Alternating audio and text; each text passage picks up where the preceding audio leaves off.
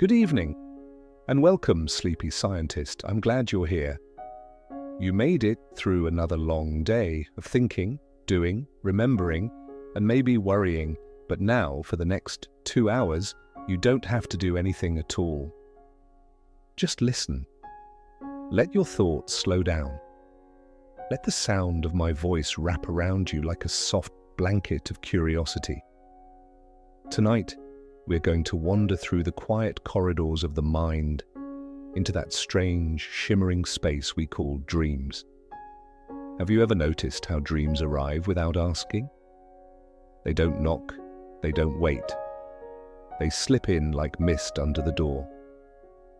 One moment, you are here, lying in bed, half awake, feeling the cool air against your skin. And then, without realizing when it happened, you are elsewhere, in another world. A world built entirely by you, yet one that feels foreign, fragile, and profound. Sometimes it's a memory replayed with colors that never existed. Sometimes it's a story your mind writes in real time, without reason, without order, but full of emotion. Dreams are the most private theater in existence. You are the writer, the actor, the stage, and the audience, all at once. And yet you forget most of them before morning. Isn't that strange? Something so vivid, so immersive, can vanish in seconds, leaving only a trace, a mood, a fragment, a question you can't quite form. Maybe that's what makes them so fascinating. They belong to us completely, and yet we can never hold them. Tonight, we're going to explore what science has learned about dreams and what still remains beautifully unknowable. We'll wander through the biology of sleep, the rhythms of the brain, the flashes of imagery and emotion that bloom when consciousness dims. But we won't just talk about neurons and chemicals, we'll talk about you, about what your dreams might mean, not in a mystical way, but in a deeply human one, because to study dreams is to study the very act of being alive. So, get comfortable. If you want, dim the lights. Maybe you're already lying down. Perfect. Close your eyes if you'd like. Feel the weight of your body sinking into the bed. The air is still. Somewhere in the distance, a quiet piano begins to play. Slow, simple notes that fade before they finish. You can almost hear the hum of night itself, a low brown noise that stretches across the horizon of your mind. Take a deep breath, in and out, again. With each breath, imagine the noise of the day dissolving, all the unfinished tasks, the notifications, the conversations. They fade, one by one, until only this moment remains. The night, the voice, the question that has followed humanity for thousands of years. Why do we dream? Some people say dreams are nonsense, random flickers of the brain cleaning itself, sorting memories, flushing data. Others believe dreams are windows into the soul, messages from somewhere deeper.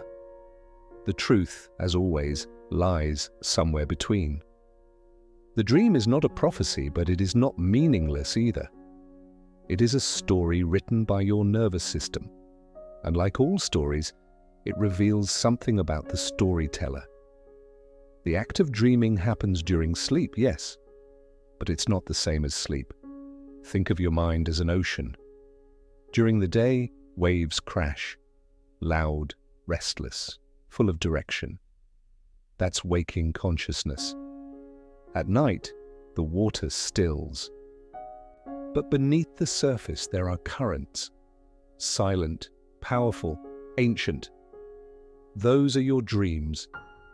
They move unseen, shaping how you feel when you wake, how you remember, how you imagine. In scientific terms, a dream is a sequence of thoughts, emotions, and images experienced during sleep. But that's like saying a symphony is just a series of sounds.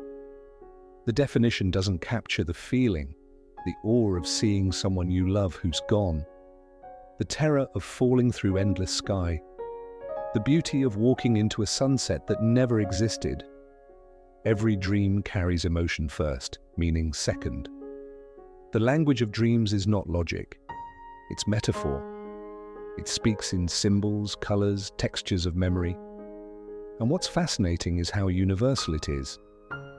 No matter who you are, where you live, or what you believe, you dream. From the newborn to the elder, from the monk to the scientist, it's one of the few experiences that truly connects every human being. You could say that dreaming is humanity's oldest art form, the art of the sleeping mind. Even animals dream. We'll talk about that later.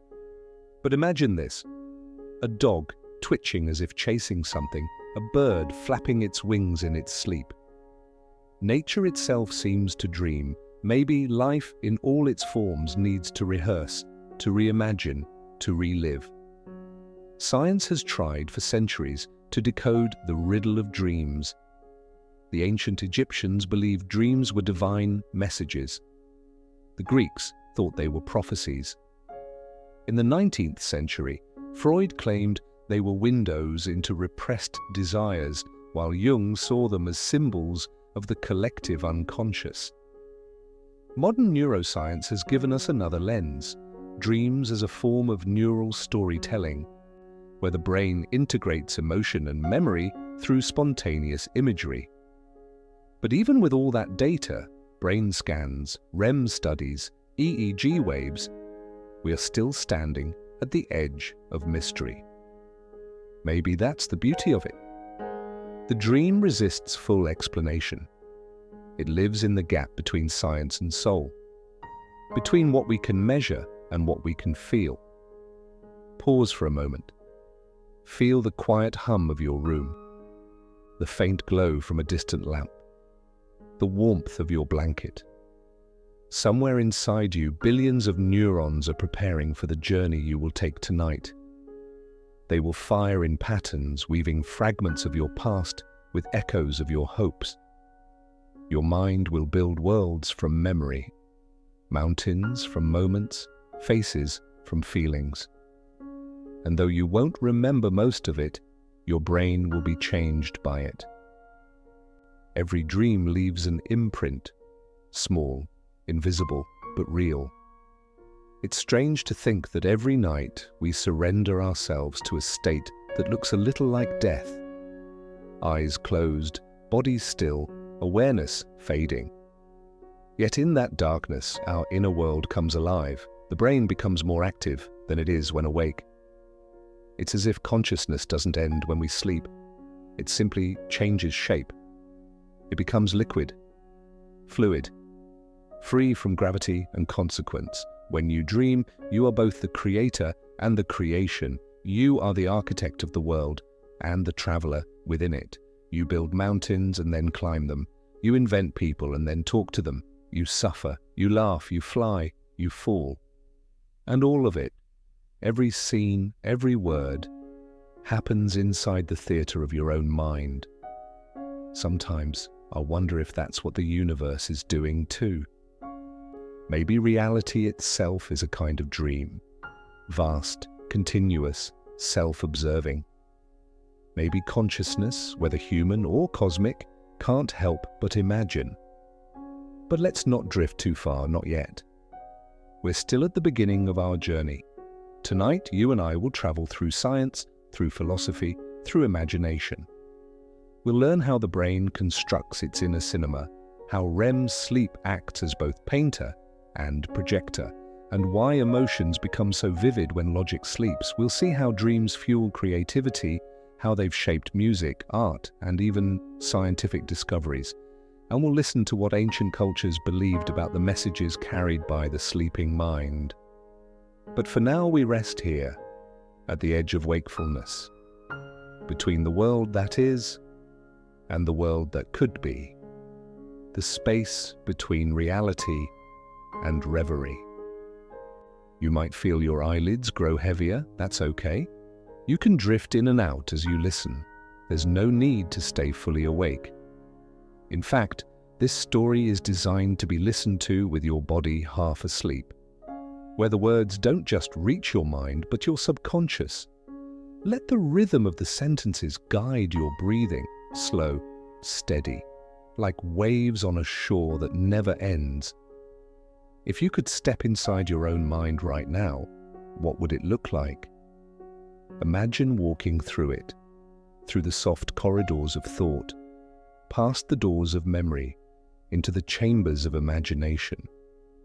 You might see fragments floating, an image from childhood, the face of someone you miss, a place you've never been but somehow recognized. The dream world borrows pieces from all of them. It's like a collage of your entire life, rearranged by the night. Science tells us that the brain does this because it's trying to process, to connect, to store, to rehearse. During REM sleep, your emotional centers, like the amygdala, light up like a city at night. Meanwhile, your logical prefrontal cortex, the part that judges, plans, and controls, goes quiet. That's why dreams can feel so real, yet so irrational. The part that says this doesn't make sense is asleep, while the part that says this feels right is wide awake. But I like to think there's something poetic in that. The dream is what happens when reason takes a rest and emotion takes the stage. It's the rehearsal of feelings we can't face by day. The mind's secret workshop. And maybe that's why so many great ideas come from dreams. Mendeleev saw the periodic table in a dream. Paul McCartney woke with the melody of Yesterday. Salvador Dali painted the impossible landscapes he saw while drifting between waking and sleep. The dream doesn't create from logic. It creates from association, from emotion, from freedom. It's the mind unchained. You see, dreaming is not a waste of time. It's the brain's way of keeping itself alive, flexible, imaginative. Without dreams, we might survive, but we wouldn't feel alive. Dreams teach us how to move through fear, how to reconnect with forgotten memories, how to imagine futures that don't yet exist. They are rehearsals for the soul. So tonight, as you listen, remember, you are not just learning about dreams. You are inside one. Every word you hear becomes part of the quiet landscape of your mind. Every pause becomes a breath between thoughts. This is not just a story, it's a shared dream between you and me, the scientist and the sleeper, the curious and the calm. The piano fades, the air grows softer. Outside, the world continues, cars, clocks, wind. But you are somewhere else now, floating, listening, becoming lighter. In a few moments, we'll dive deeper. We'll open the curtain of the mind and step into the science itself, into the mechanics of sleep, the architecture of REM, the biology of imagination. But before that, take another slow breath in and out. Feel the rhythm of your heartbeat. That gentle thump is your body's lullaby, reminding you that you are safe, that you can let go. Dreams begin with trust, the trust to surrender, the trust to not know where your mind will take you. And so, as we begin this journey together, remember, you don't need to understand everything right now. Just drift. Just listen. Just be. Somewhere, your neurons are already weaving the next scene. And when the lights of consciousness dim, the theater of your mind will open its doors, and the dream will begin. Welcome to the science of dreams. Now that we've drifted to the quiet edge of consciousness, let's open the door to a question as old as thought itself. What exactly is a dream? It sounds simple, doesn't it? But to define a dream is to try and capture mist. You can describe its shape for a moment, but the moment you touch it, it dissolves.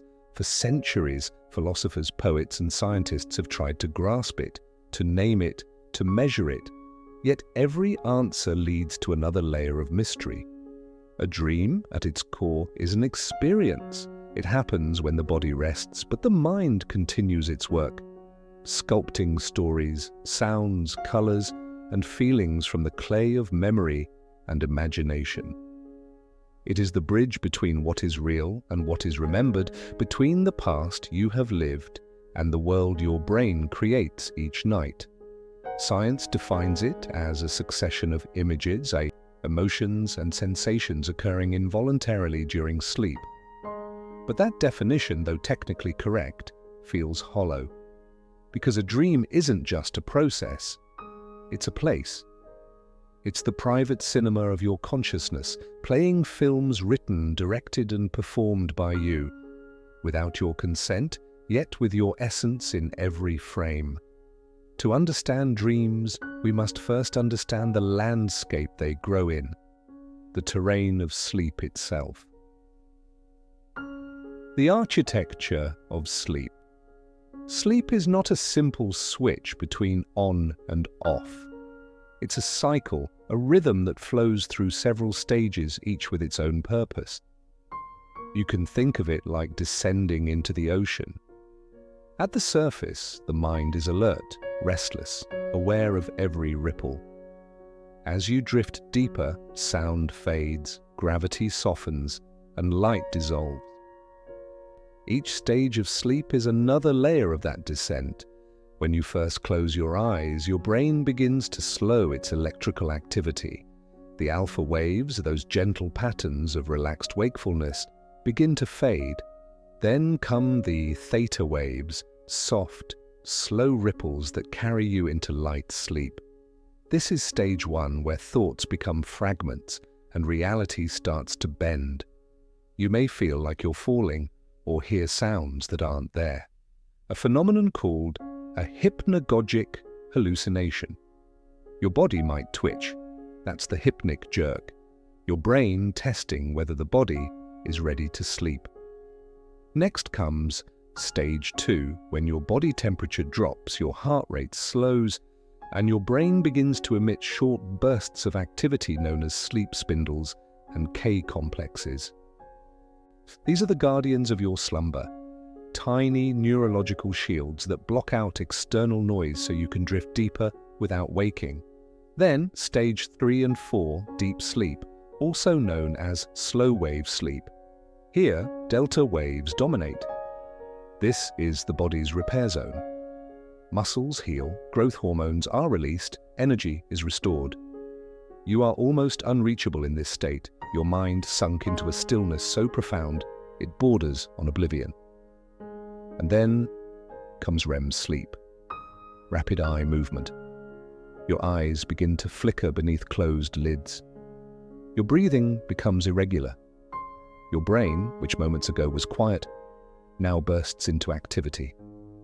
Electrical storms ripple through your cortex. Heart rate increases. The body is still, paralyzed by design, but the mind is ablaze. This is the paradox of dreaming. Your body sleeps, yet your brain is wide awake inside itself. The landscape of REM sleep is where most vivid dreaming happens.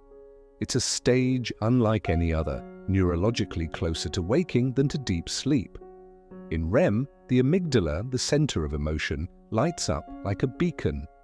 The hippocampus, which stores memory, begins to weave old experiences into new narratives. Meanwhile, the prefrontal cortex, the part responsible for logic and reason, goes almost silent. That's why dreams make emotional sense but not logical sense. You might be terrified because your childhood home is floating in the sky, but you never question it. The brain's storyteller is awake, but the editor is asleep. During REM, the body undergoes something called REM atonia, a paralysis that prevents you from physically acting out your dreams. It's a protective mechanism, a neurological boundary between imagination and motion. Sometimes, though, this system falters. People experience sleep paralysis when consciousness returns before the body's movement does. A strange and terrifying limbo where the dream world bleeds into waking reality. Scientists once thought dreams were mere byproducts of the brain's attempt to make sense of random neural noise. But research has shown something deeper. Dreams are not random, they're selective. The brain activates specific regions tied to emotion, vision, and memory, and silences others.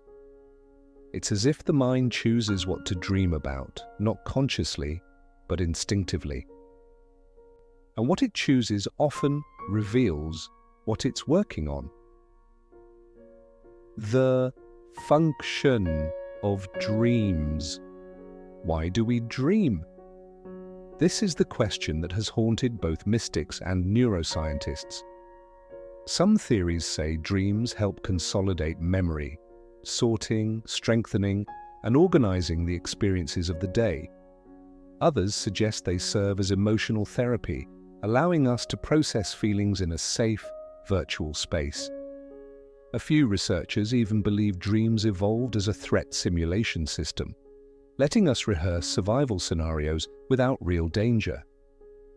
Think of your dreams as nightly experiments. The brain is testing possibilities, emotions, and ideas. It is trying out what-if situations in a world without consequences. You can fight, fall, fail, fly, and wake up safe. In this way, dreaming is like mental rehearsal for reality. But dreams do more than just process.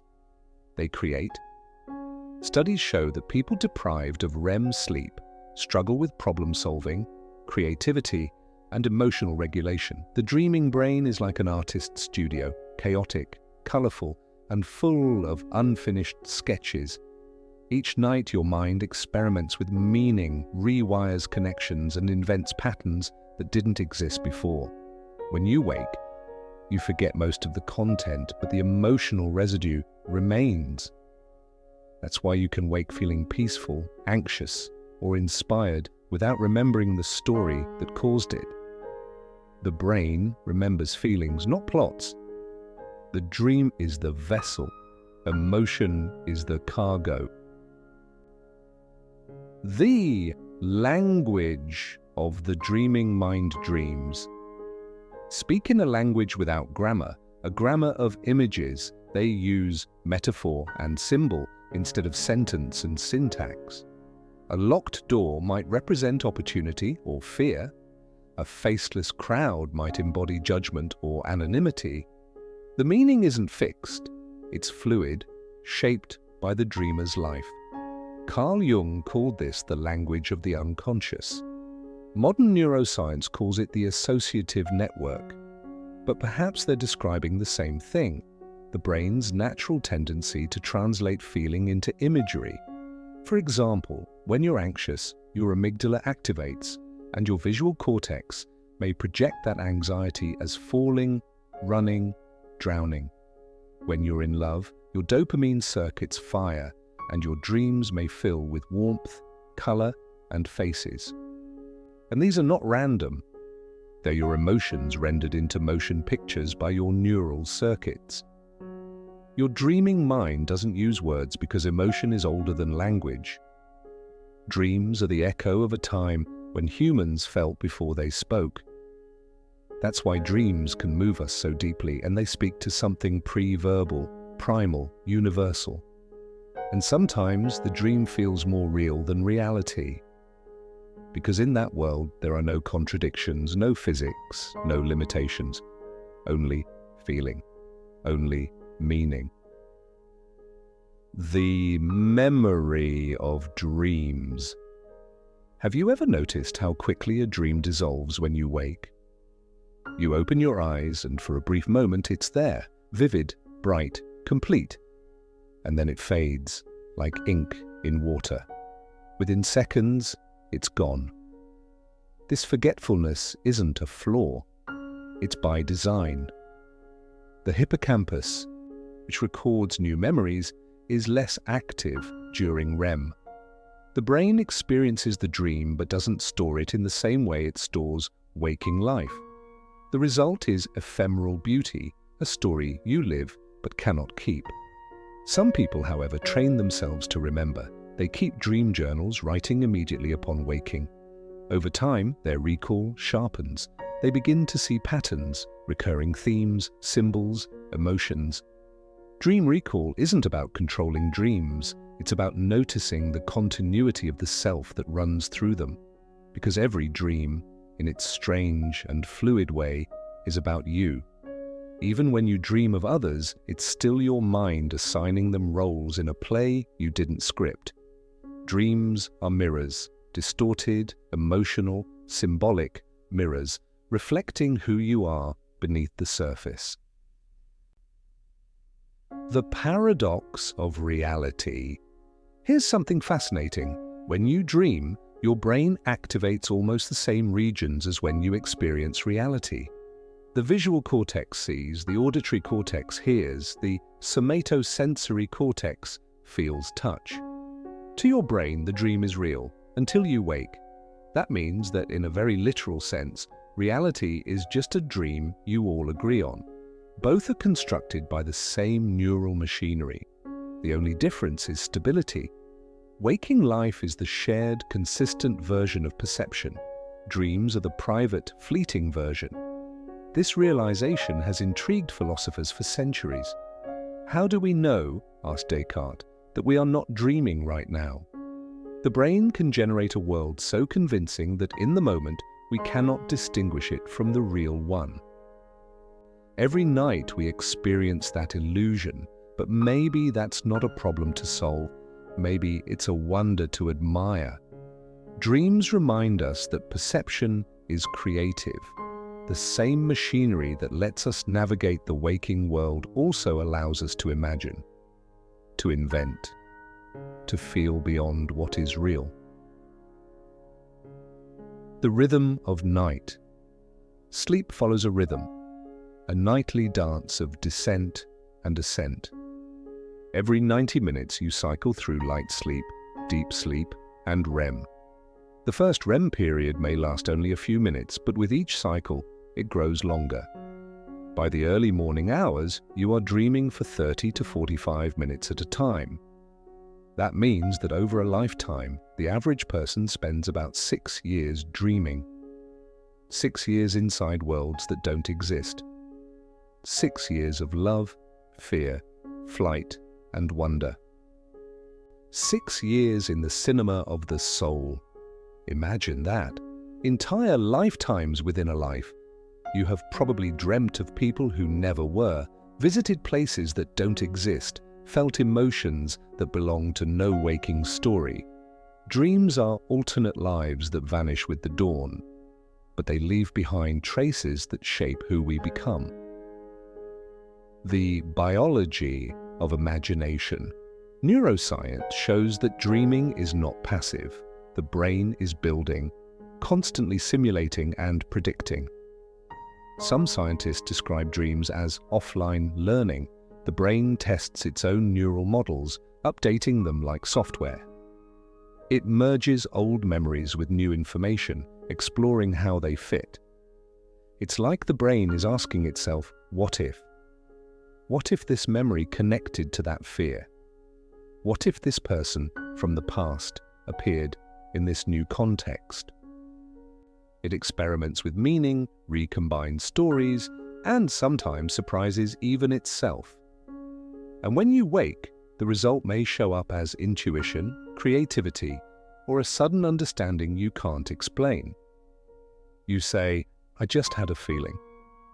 Maybe that feeling is the residue of a dream.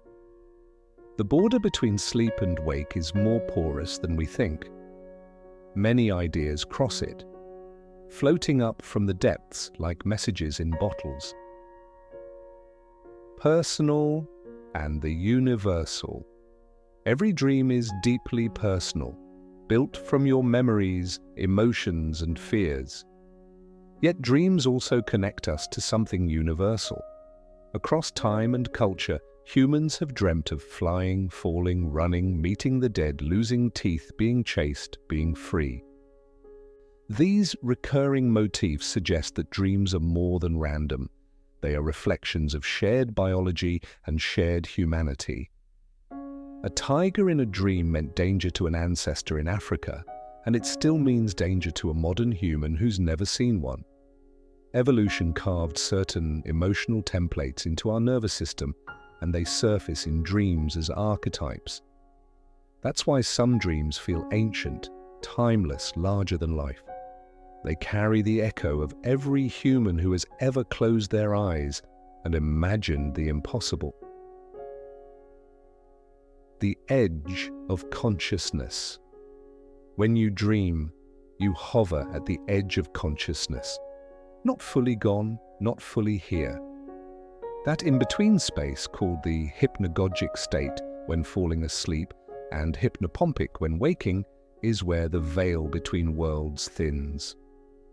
Images flicker, words blend, sounds melt into visions. Artists and inventors often linger here on purpose. Thomas Edison used to nap, holding steel balls, so that when he drifted into sleep and dropped them, the noise would wake him just as he began to dream, capturing the spark of an idea before it vanished. Salvador Dali did the same with a key and a plate. They were chasing that threshold, where the rational and the irrational meet. That's the same threshold you cross every night. The mind loosens its grip on reality, and for a few hours you are free from the laws of physics, time, and identity. You are pure consciousness, experiencing itself. The human need to dream. Dreaming is not optional. If deprived of REM sleep for several nights, people become irritable, anxious, even hallucinate. The brain craves dreams like the body craves air. When REM is suppressed, by medication or stress, it rebounds with intensity once allowed, producing long, vivid, sometimes chaotic dreams. This tells us something profound. Dreaming is not decoration, it's maintenance. It's how the psyche repairs itself. During dreams, the brain integrates emotion without the stress hormones of waking life. It's like therapy, but internal. The mind processes pain without reactivating trauma. So when people say, it was just a dream, perhaps they underestimate it. There is no just in the architecture of the mind. Dreams are the whispers of the nervous system, speaking in its own code. The silence after and when the dream ends. When morning light filters through the blinds and the world calls you back, there's always a moment of silence. A small gap between who you were in the dream and who you are again in waking life. In that gap lies something sacred, the awareness that you have two worlds and both are real in their own way. Maybe that's why dreams matter so much to us. They remind us that reality is not fixed, that imagination is not separate from existence, that the mind is both observer and creator. Dreams show us that even in stillness, life moves. Even in darkness, the brain glows. Even in sleep, we are alive in ways science is still learning to describe. So what is a dream? A question that cannot be answered, only experienced. A nightly experiment in being human. A letter written by the unconscious to the waking self. And as you drift toward your next dream, remember this. You are not escaping the world. You are entering another version of it. One that exists only for you, built from the substance of thought, memory, and wonder. A dream is not where you lose yourself. It's where you remember how vast you truly are. Close your eyes for a moment. Imagine your brain, not as a cold machine of flesh and electricity, but as a vast city of light. At night, the city doesn't sleep. It merely changes shift. The workers of logic go home, and the artists, the poets, the archivists of memory come alive. Somewhere inside that quiet city, a storm begins. A flicker in the darkness, a pulse of electricity that ripples from neuron to neuron. You have entered the world within your skull. the dreaming brain.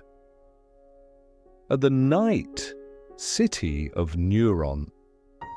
Every night, as you drift into REM sleep, billions of neurons synchronize in strange, elegant rhythms. In waking life, your brain organizes itself around the demands of survival, movement, reasoning, perception. But in dreams, it rearranges itself around imagination. It's as if the brain, freed from the noise of reality, begins to improvise. During REM, the prefrontal cortex, the seat of logic, decision, and self-control, dims its lights. The rational mayor of the city goes to bed. In its absence, the amygdala, the emotional core, begins to rule. It governs with feeling, not reason. Nearby, the hippocampus, your memory librarian, wakes up and begins pulling dusty volumes from its shelves. Old stories, forgotten faces, fears from childhood. It mixes them with new material from the day, creating impossible narratives. Meanwhile, the visual cortex bursts into life, even though your eyes are closed, you see. Not with the retina, but with imagination. Light without photons, color without wavelength. The dreaming brain generates its own cinema. And somewhere above, the parietal lobes build the spatial framework, constructing a sense of movement, depth, gravity. You can fly because physics has been turned into poetry. You can breathe underwater because the rules have been rewritten. All of this happens while your body lies still, gently breathing. The pons, a small structure in the brainstem, sends chemical signals that paralyze most muscles. This is REM atonia, the body's safety lock. Without it, we would act out our dreams, running, speaking, fighting. Instead, the mind moves through entire worlds while the body rests in silence. Your consciousness splits. One part asleep, one part alive inside a private universe. The language of chemistry. If you could zoom in deeper, you'd see the brain's chemistry shifting like tides.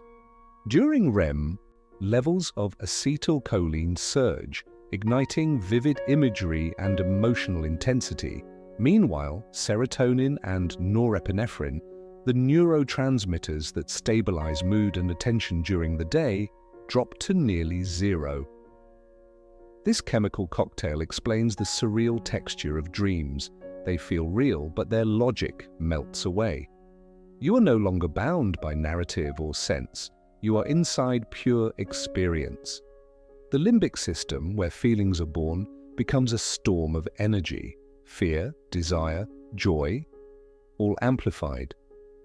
That's why dreams often swing between extremes. One moment, you're flying, the next, you're falling. One instant you're loved, then lost. The emotional volume is turned all the way up. But in this chaos, there's meaning, because your brain uses emotion as a sorting tool. It replays the moments that mattered most, the ones you haven't yet resolved. It's trying to feel its way toward understanding. The role of memory. The librarian in the dark. Let's linger inside the hippocampus for a moment. That curved structure deep in the temporal lobe, shaped like a seahorse. It's the gateway of memory, where experience becomes story. Every day, your hippocampus records thousands of fragments, like words, images, faces, sensations, but it cannot keep them all. When you sleep, it begins the quiet task of organization, deciding what to keep, what to discard. It replays recent experiences in fast forward, sending them to the neocortex for long-term storage. This process is called memory consolidation. You might dream of your workplace, a conversation, or a street you walked that day, not because your brain wants to remind you, but because it's refiling those experiences into deeper shelves. Sometimes, in this sorting process, unrelated fragments collide. A sound from today meets a face from 10 years ago. A smell from childhood mixes with a fear from yesterday. The brain links them, forming new connections, the seeds of creativity and insight.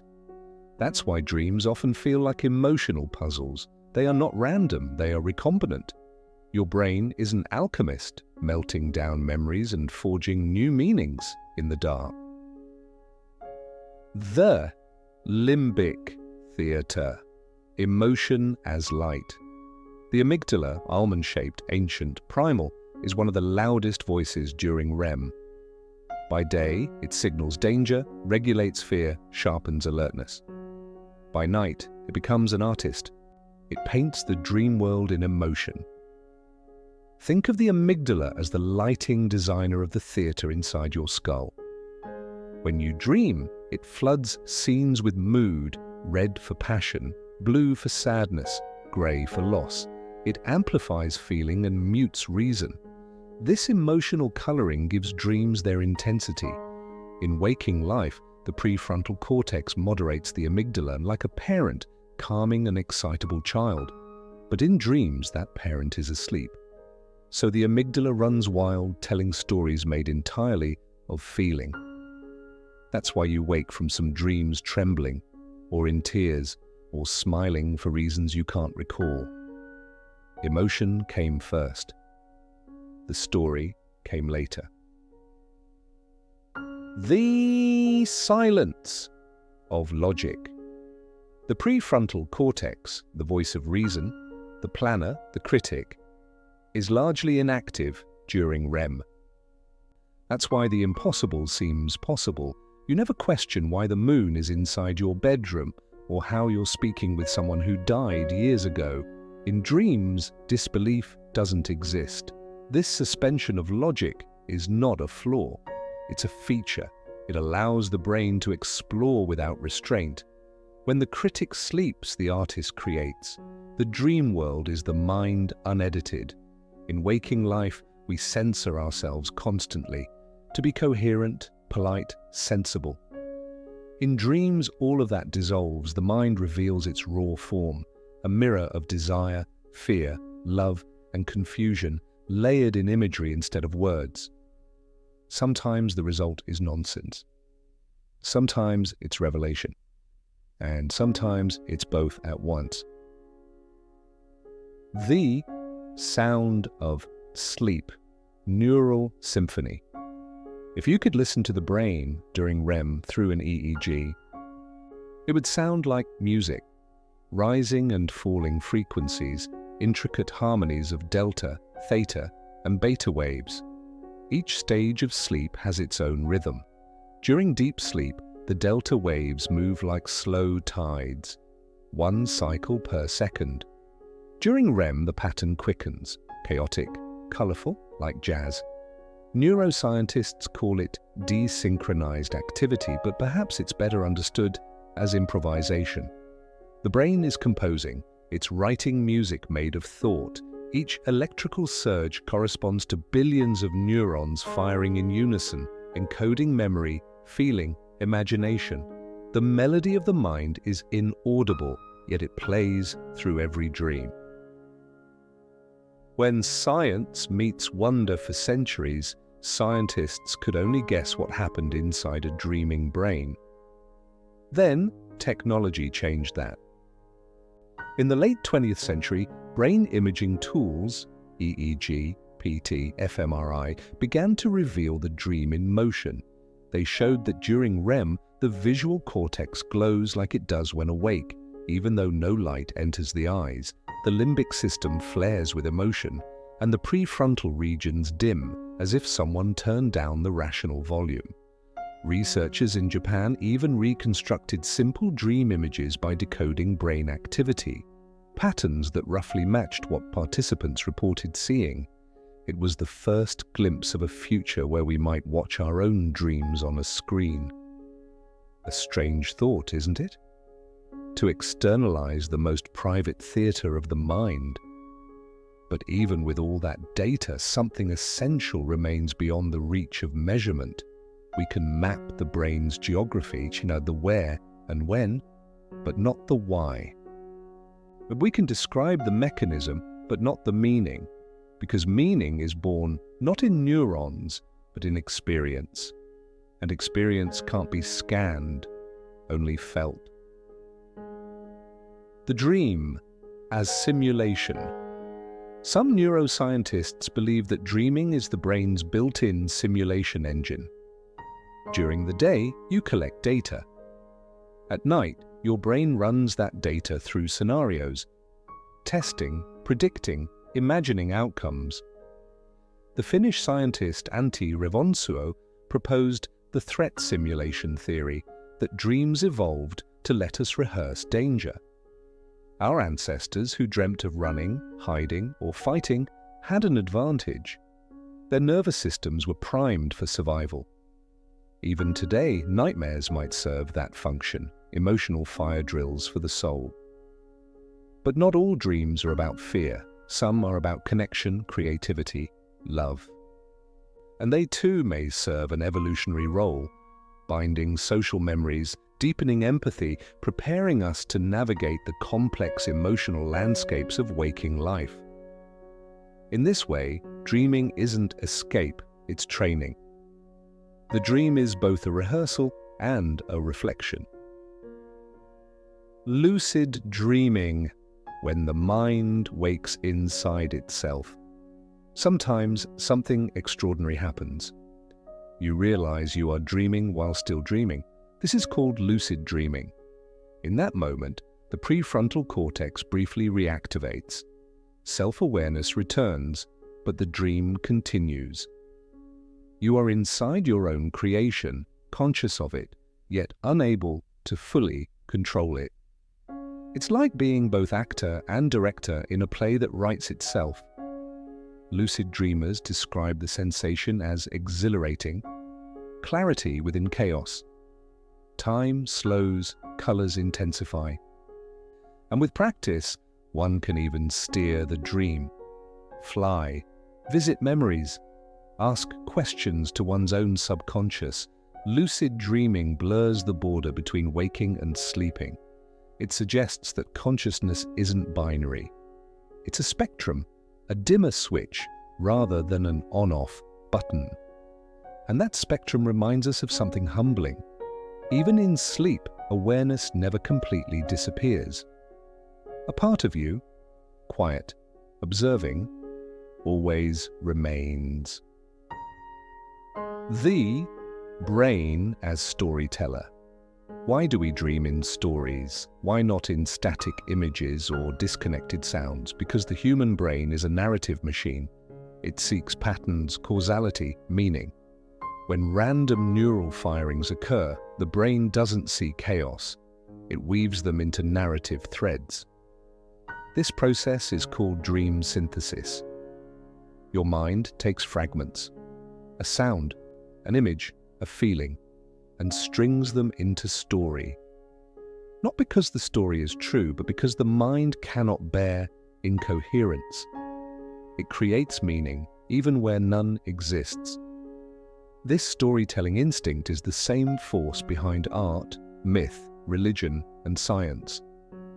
The dream, in this sense, is our oldest narrative form.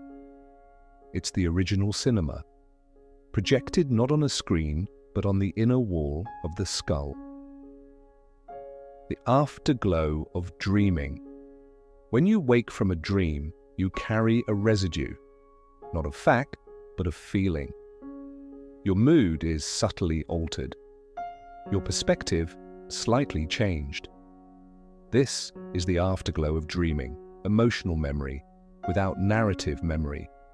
It's why a nightmare can leave your heart racing hours after dawn, or a tender dream can make the day feel gentler. The amygdala and hippocampus have done their work, encoding emotion into the nervous system. The story fades, but its chemistry remains. In this way, dreams shape us invisibly. They tune the emotional weather of our waking life. We think we wake from them, but in truth, they wake with us. A cosmic metaphor. When you think about it, the dreaming brain mirrors the universe itself. An endless network of lights firing in the dark, each neuron a star, each connection a path of energy. Consciousness, like the cosmos, expands through connection. Dreams are its nebulae, glowing clouds of imagination where new worlds are born. And just as astronomers peer through telescopes to see the light of ancient stars, neuroscientists peer through scanners to glimpse the light of inner worlds.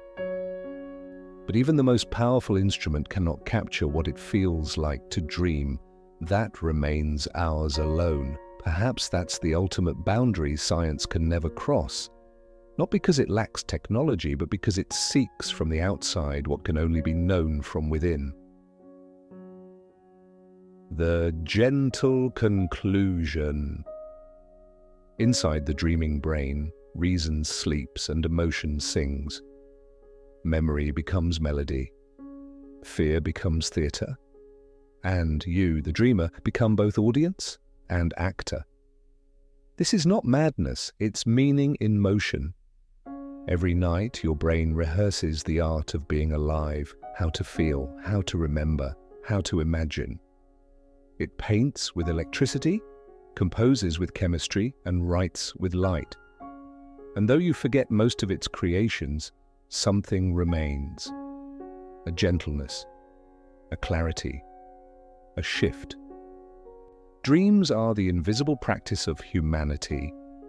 They are the pulse of the inner cosmos echoing quietly beneath the skin of night. So as you lie there, half awake, half asleep, remember this: your brain is not resting, it is creating. It is telling the story of you again and again until the dawn turns its final page. The science of dreams. Imagine the world before invention. No words, no tools, just the soft rhythm of breathing in the dark. Somewhere, a spark flickers inside a sleeping mind. An image of what could be. A stone that cuts sharper, a branch that becomes a spear, a rhythm that becomes a song. It begins not in waking life, but in the silent laboratory of dreams. For as long as there have been humans, there have been dreams. And for as long as there have been dreams, they have been shaping who we are, not just reflecting us, creating us. Dreams are older than language, older than art, older, even, than the very idea of imagination. They are evolution's first rehearsal of what if. The evolutionary purpose of dreaming. Let's begin there, in the deep time of biology. Long before humans built cities or told stories, animals slept, and when they slept, they dreamed. Modern research shows that REM sleep, the state where most dreams occur, is not unique to humans. It appears in mammals, in birds, even in reptiles and cephalopods. It's as if nature, across millions of years, decided that dreaming was too valuable to abandon. But why? Why would evolution preserve something that seems so impractical? One answer lies in simulation. Dreaming, according to the threat simulation theory proposed by Antti Revonsuo, is evolution's way of letting organisms rehearse survival. The dream acts as a virtual reality environment for the brain, a space where danger can be faced without real harm. You dream of running from predators not because you're haunted by fear, but because your brain is training your reflexes. You dream of conflict so that if it ever comes, your emotional systems are already prepared. Dreams, in this sense, are ancient survival software. Written not in code, but in synapses. But there's another layer. If dreams were only for fear, they would be nightmares. Yet many dreams are not about danger at all. They're about beauty, about curiosity, about the impossible joy of flying or creating or seeing the dead smile again. And this suggests that evolution didn't just use dreams to protect life. It used them to expand it, to experiment with emotion, empathy, creativity, to make minds not only alert, but alive. The mind as an evolutionary lab. Think of dreaming as a nightly experiment. Each night, the brain rearranges experience, not randomly, but creatively. During REM sleep, the logical regions quiet and associative networks bloom. Memories once separated by years are suddenly connected. The brain asks, what if this feeling met that image? What if that event meant something else? This is the root of creativity, combination. The mind links things that waking reason keeps apart. And in doing so, it discovers new paths. When Dmitri Mendeleev fell asleep over his papers in 1869, he had been struggling for months to organize the chemical elements. He dreamed of a table, a grid, where the elements fell naturally into place according to their atomic weights. He awoke, wrote it down, and the periodic table was born. When Paul McCartney woke with the melody of Yesterday already playing in his mind, he thought he had heard it somewhere before. He hadn't. His dreaming brain had composed it. A perfect, haunting melody born from the subconscious workshop of sleep. When Mary Shelley dreamt of a pale scientist kneeling beside a lifeless form, by the glimmer of a half-extinguished light, she woke trembling and wrote Frankenstein. When Salvador Dali drifted between waking and sleep, holding a key that would fall and wake him just as he began to dream, he called it the slumber with a key. He used that fragile border to harvest imagery no waking logic could invent. Melting clocks, impossible landscapes, elephants on spider legs. Dreams are the birthplace of imagination because they disconnect us from the known. They remove the gravity of the possible. They allow the mind to experiment freely, with color, with time, with meaning itself. The dream is evolution's playground for creativity. Creative chaos. How dreams build art. Art at its core is the translation of inner experience into outer form. A melody, a painting, a story, all begin as images inside the mind. Dreams are the raw material of that process. During REM, the brain fuses emotional memory with visual imagination. The amygdala, hippocampus, and visual cortex form a circuit of feeling, memory, and image, exactly the same triad that fuels artistic inspiration when awake. You could say that every artist is, in some way, a lucid dreamer. They navigate between waking and dreaming, pulling images from the deep and shaping them into something shareable. Why does this matter? Because art, born from dreams, is not decoration. It's communication across consciousness. One person dreams and then translates that dream into music, poetry, or film. Others can feel it too. Dreams make empathy possible. Imagine the first cave painter tens of thousands of years ago carving the outline of a bison on stone. They were recording not just what they saw, but what they dreamed. That act, turning an inner vision into outer reality, was the beginning of civilization. Without dreams, there would be no art. Without art, there would be no shared imagination, and without imagination, evolution would have stopped at survival. Dreaming pushed us beyond survival, into meaning. Why evolution favored the dreaming mind? From a biological perspective, dreaming may seem inefficient. The body is paralyzed. The brain burns energy.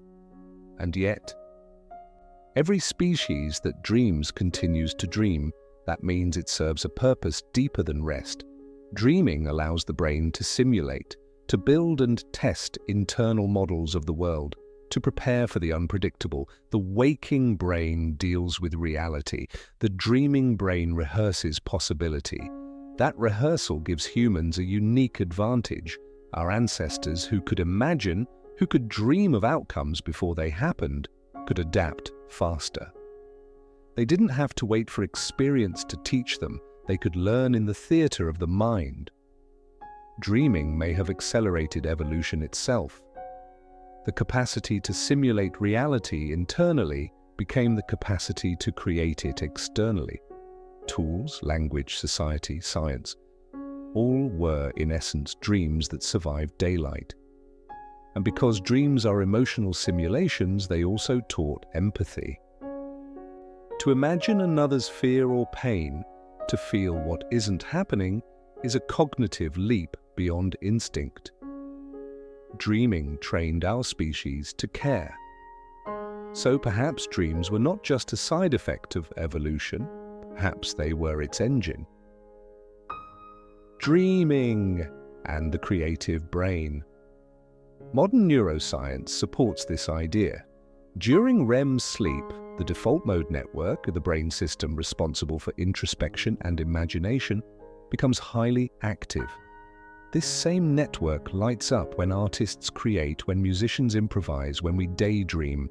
It's the neural seat of creativity, a bridge between the unconscious and conscious mind. In dreams, that bridge opens wide, boundaries dissolve, the critic sleeps, the creator awakens. That's why ideas often arrive out of nowhere, in the shower, on a walk, or just before sleep. The dreaming circuitry has been working backstage, assembling connections in silence. Every insight, every epiphany, every spark of invention is a message delivered from that secret nocturnal workshop. Dreaming, in this sense, is cognitive composting. The brain breaks down the day's experiences and grows something new from them. The dreaming brain as storyteller of evolution. Think of how species evolve: variation, selection, adaptation. The brain does the same in dreams. Each night, it generates countless mental variation, ideas, fears, solutions. It selects those that fit emotional needs or unresolved conflicts. And when you wake, the results are integrated, subtle shifts in mood, behavior, insight. This nightly rehearsal accelerates learning. Children, who learn fastest, spend twice as much time in REM as adults. Their brains are sculpting themselves through constant simulation, learning to walk, talk, love, and imagine. Dreaming is not rest, it's growth. An unseen tutor guiding development from infancy through old age. Even memory itself depends on dreaming. When rats run through mazes, their neurons fire in specific patterns. When they sleep, the same patterns replay, as if they're practicing the route. When they wake, they perform better. That replay happens in humans too. You study something new, a language, a skill, a melody, and that night, your brain dreams it into memory. Dreams are how experience becomes knowledge. The nightmares, evolution's shadow. Of course, not all dreams are gentle. Sometimes the brain rehearses fear. Nightmares are often misunderstood as malfunctions, but they serve a function. They allow us to confront fear in simulation, to desensitize emotional responses. People who experience trauma often dream repeatedly about it, not as punishment, but as processing. The mind replays the event until the emotional charge weakens. It's nature's built-in therapy. Evolution understood something we're only beginning to grasp. You cannot heal by avoiding fear, only by facing it safely. The dream provides that safety. So, while nightmares may feel cruel, they are the psyche's way of saying, "Let me handle this for you." Dreams and cultural evolution. Dreams don't just shape individuals, they shape cultures. The great myths of humanity began as collective dreams. Visions seen by shamans, by prophets, by poets half asleep beside the fire. The myths of creation, of gods and stars, of the underworld and rebirth. These are the species' shared dreams. They served an evolutionary purpose too. They united people around meaning. They turned fear of the unknown into story, something the mind could live with. When ancient tribes told dream stories, they were not wasting time. They were performing social neuroscience, synchronizing emotions, aligning values, creating identity. Even today, cinema, literature, music, all modern descendants of that ancient practice, serve the same function. They let us dream together. When dreams cross into reality. Every human invention began as a dream. Before the wheel rolled, someone imagined it. Before the rocket launched, someone dreamed of flying. Before the equation was written, it glowed faintly in the dark. Dreams are not separate from waking life. They are its foundation. Conscious thought refines what unconscious imagination begins. You can think of creativity as a two-step dance. The dream generates, the intellect edits. The night creates, the day selects. Without the dream, reason would have nothing to shape. Without reason, the dream would never take form. Together they form the whole of human intelligence. The cosmic evolution of imagination. On a larger scale, dreaming connects us not only to biology, but to the cosmos itself. The human brain, a galaxy of neurons, mirrors the structure of the universe. Patterns repeat across scales, networks of stars, networks of thoughts. In both, energy flows through connection, and creation emerges from chaos. Dreams are the universe thinking through us. When you dream of flying, the cosmos is remembering how it became aware of itself. When you dream of love, it's the universe feeling its own unity. Evolution, then, is not only biological, it is experiential. Atoms became cells, cells became organisms, organisms became consciousness, and consciousness began to dream. The dream is the cosmos continuing its evolution inward toward self-understanding. You are part of that story, the universe exploring its own imagination. The fragile bridge. Each morning, when you wake, you cross a fragile bridge. Behind you lies the vast ocean of dreaming, a world without gravity, full of symbols and emotion. Ahead lies the daylight, practical, structured, defined. And yet, part of the dream crosses with you, a phrase, a melody, a feeling you can't explain.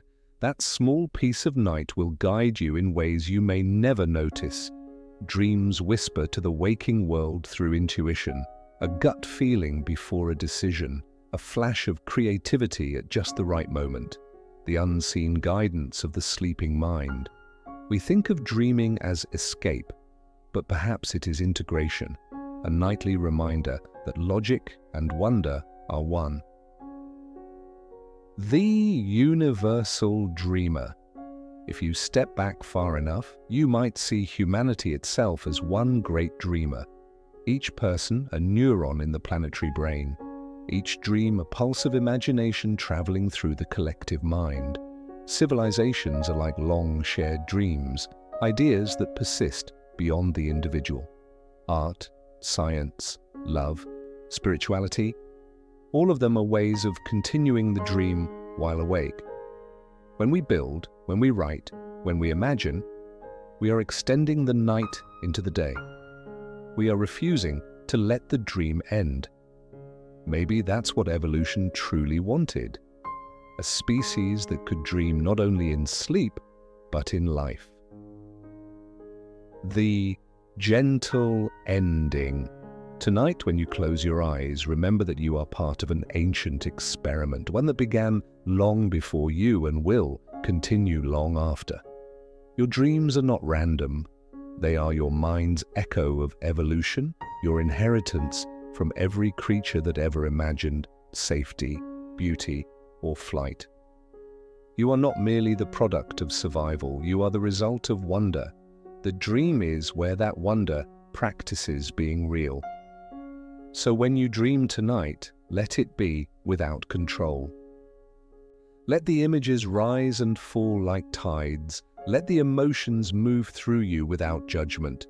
You are watching the oldest theatre in existence, consciousness discovering itself anew. Because to dream is to evolve is to imagine, and to imagine is to live twice, once in the world outside and once in the world within. Sleep now, dreamer. You are not leaving the world behind. You are continuing it softly, silently, beautifully inside your mind.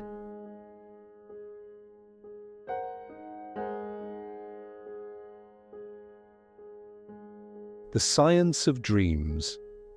The night has always been our first temple. Long before we built monuments of stone, we built sanctuaries in our sleep.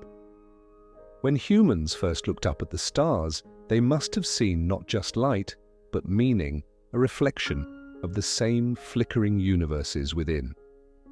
In the quiet hours of the ancient world, people closed their eyes and traveled to realms where gods spoke, ancestors visited, and the invisible world touched the visible. For them, dreams were not private illusions. They were messages, whispers from beyond the horizon of reason, bridges between the living and the unseen. And across every continent, every culture, every age, that same intuition bloomed, that dreams matter, that they carry something real, even if it can't be measured.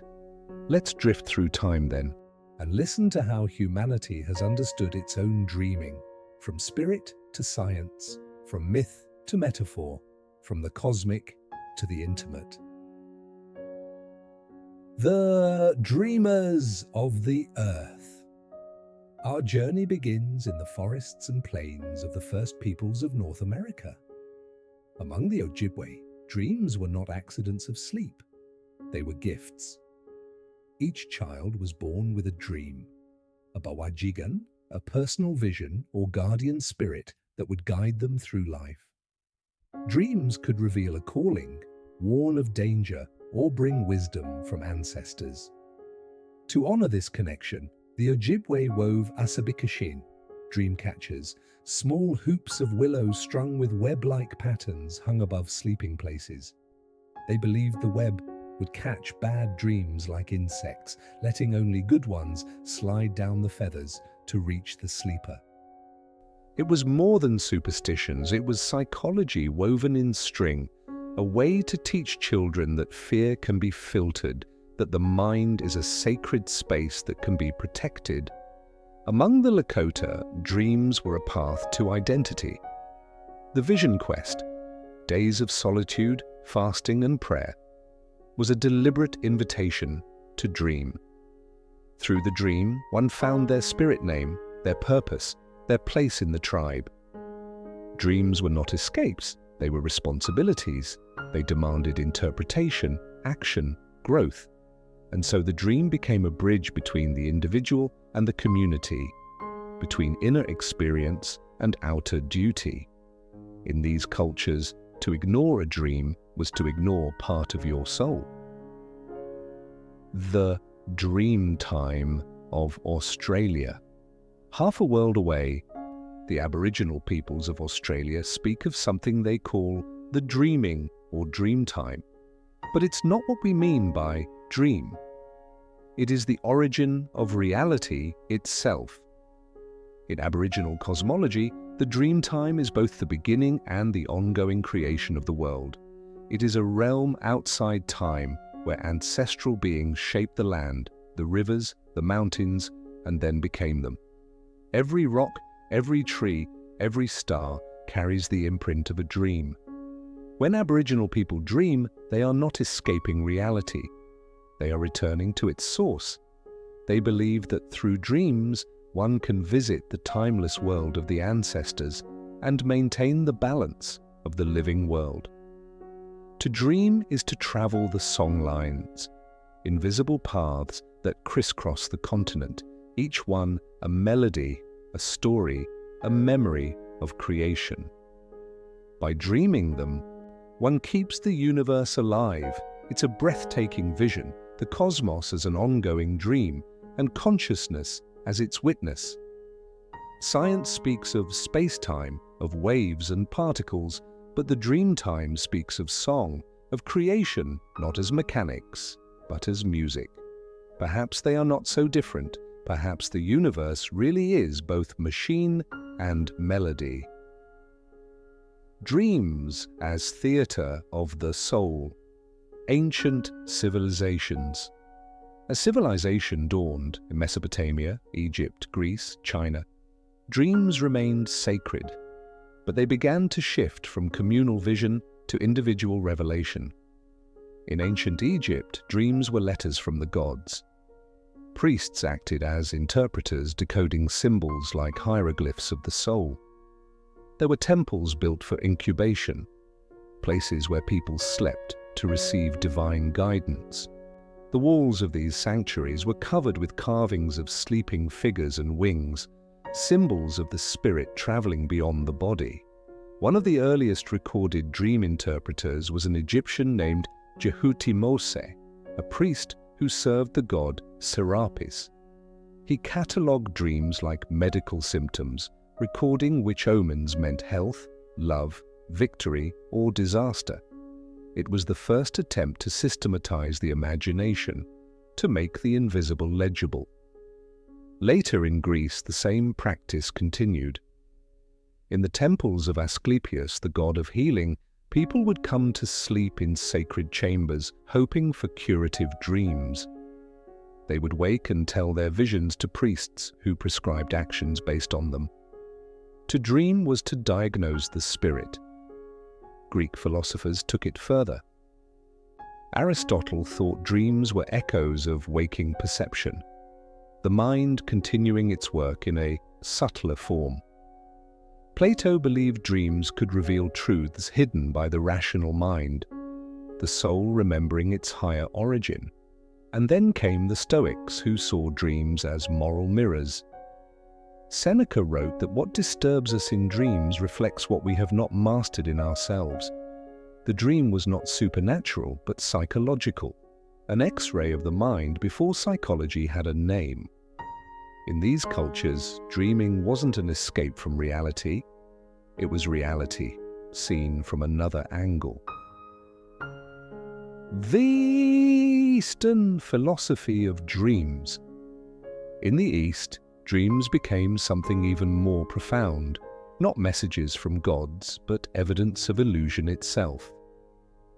In ancient China, the philosopher Zhuangzhou, known as Zhuangzi, once dreamt he was a butterfly. He fluttered joyfully, unaware he was human. When he woke, he was no longer sure. Was I Zhuangzhou dreaming I was a butterfly, he asked, or am I now a butterfly dreaming I am Zhuangzhou? That question, written more than 2,000 years ago, still echoes today, even in modern physics and neuroscience. It is not just a riddle of identity, but of perception. If the brain can simulate reality so perfectly in dreams, how do we know waking life is not another simulation, but just one we share? For Taoists, the lesson was clear. Both dream and waking life are part of the same flow, the same cosmic Tao. Reality itself is a shifting dream of existence. The wise person, therefore, does not cling. They drift, like the butterfly.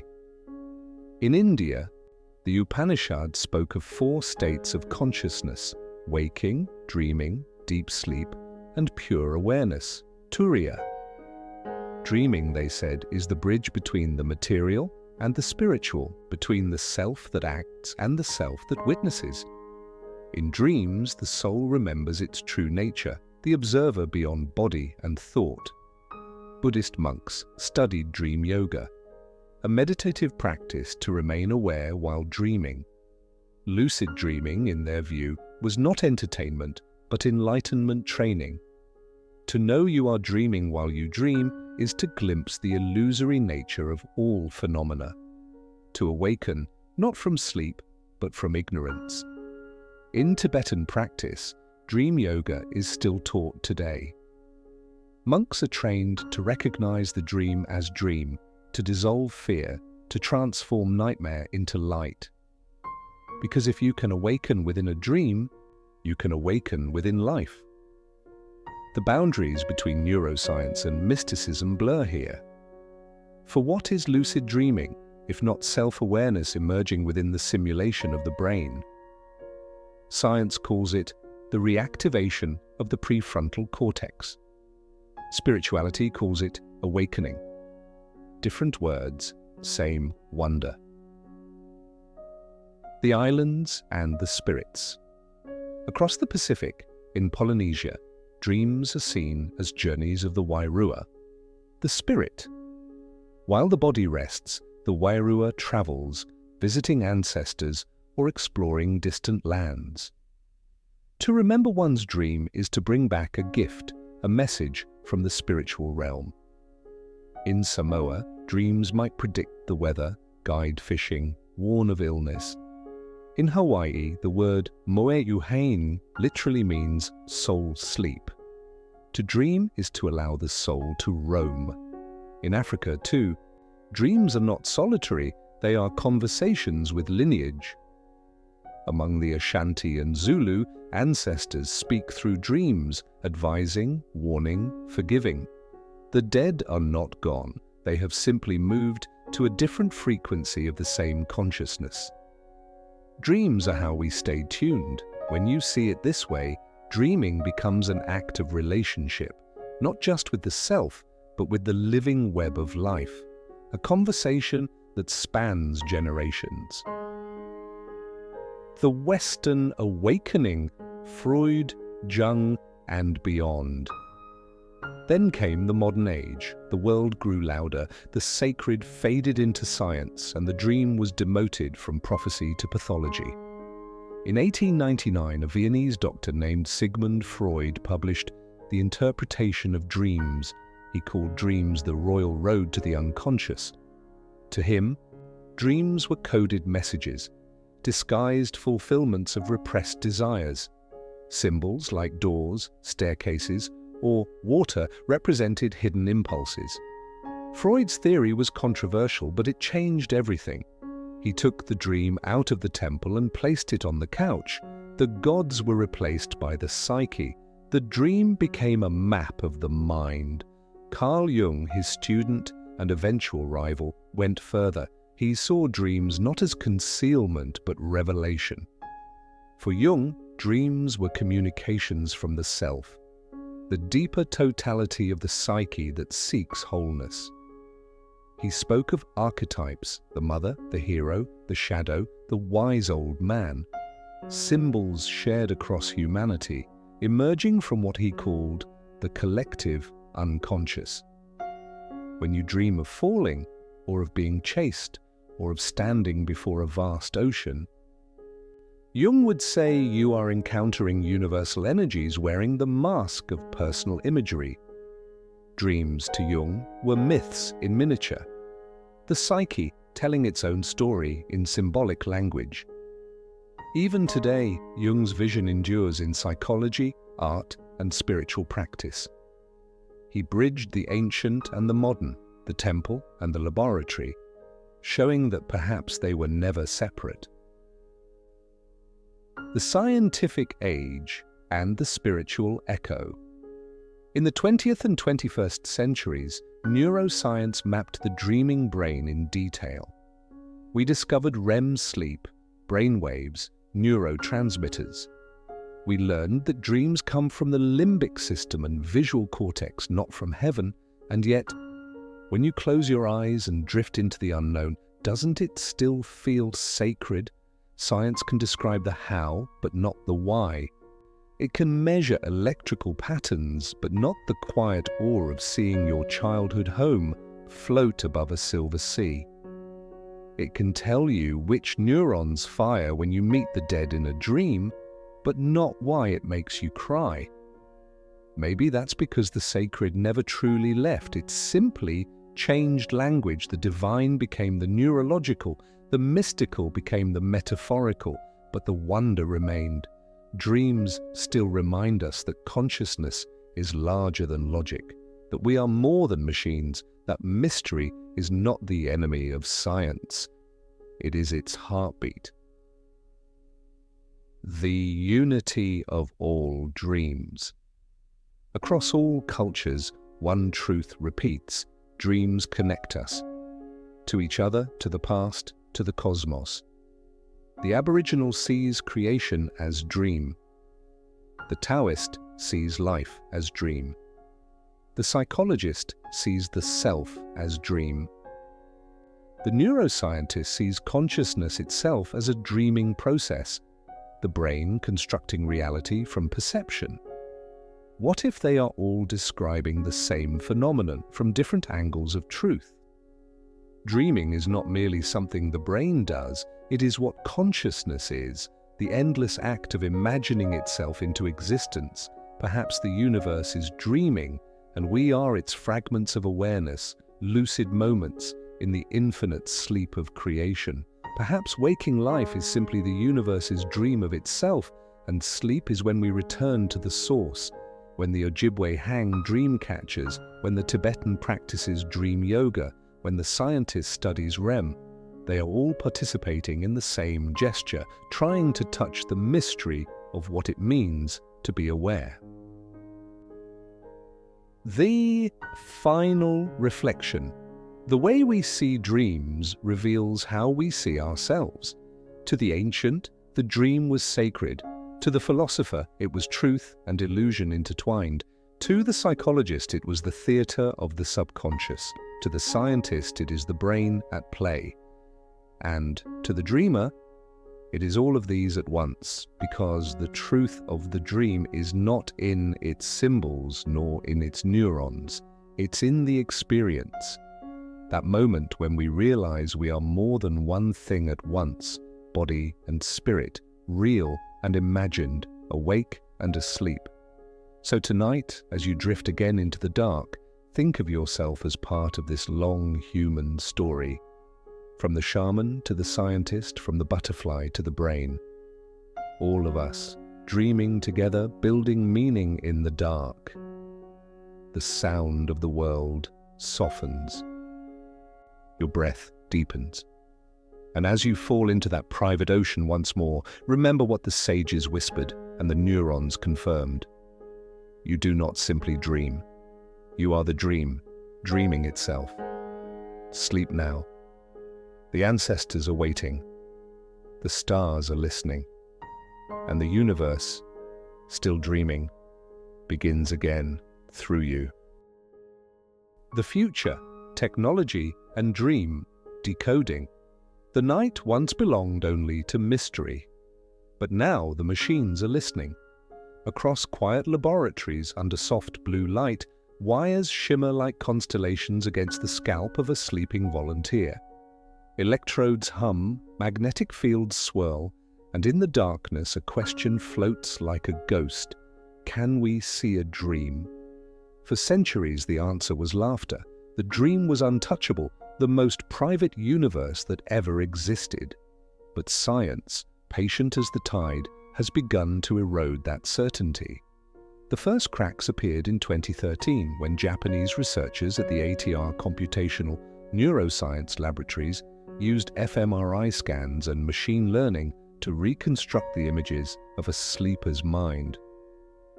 They trained algorithms on waking perception, thousands of pictures shown to conscious volunteers, then compared those neural signatures to the ones recorded during REM sleep. The result was blurry, ghost-like, but real. Vague outlines of faces, of birds, of buildings that matched the dream reports that followed. It was as if the mind had projected its midnight cinema onto magnetic film. That day, humanity crossed a line it did not notice. For the first time in history, we had turned the imagination itself into data. But data is not experience. What the machines captured were only shadows, electrical footprints left by images that lived in feeling, not form. Still the door was open. and the future waited behind it. The brain speaks no human language. It speaks in voltage and frequency, in waves and pauses, in patterns so intricate that meaning dissolves if you stare too long. Every thought, every emotion, every dream is a vibration across billions of cells, a tide of energy rising and falling in rhythms older than thought. To decode that tide, scientists must translate electricity into symbol. Artificial intelligence has become the interpreter, a silent oracle trained on the chaos of neurons. It learns to read the grammar of fire. Now imagine the next step. A headset resting by your bed, smooth as stone, reading the dance of your sleeping mind. You wake to a screen displaying fragments of your dream. A field you once walked through as a child, the shape of someone's smile, a forgotten city. The images shimmer like mist, not perfect, but close enough to hurt. A new mirror held not to your face but to your soul. It would be beautiful and unbearable, because dreams are our last privacy. They are the only place where truth cannot be edited. Yet technology always moves toward what can be done, not necessarily what should be. Brain-computer interfaces are already translating thought into text, imagination into sound, paralysis into motion. It is only a matter of time before they translate dreaming into film. When that happens, the question will no longer be, can we see dreams? But who owns them? The ethics will arrive late, as they always do. Copyright for the subconscious, privacy laws for the soul. The mind, once sacred, may become another marketplace. But even as science approaches the invisible, mystery retreats just far enough to survive. The more precisely we map the brain, the more the self dissolves into its patterns. We discover circuits for love, pathways for memory, chemical signatures for awe, yet awe remains untouched, hovering somewhere between molecule and meaning. Technology will continue its climb. Neural interfaces will grow smaller, quieter, until they rest beneath the skin like seeds of silicon. They will whisper to our neurons, amplifying lucid dreams, guiding imagination, healing trauma.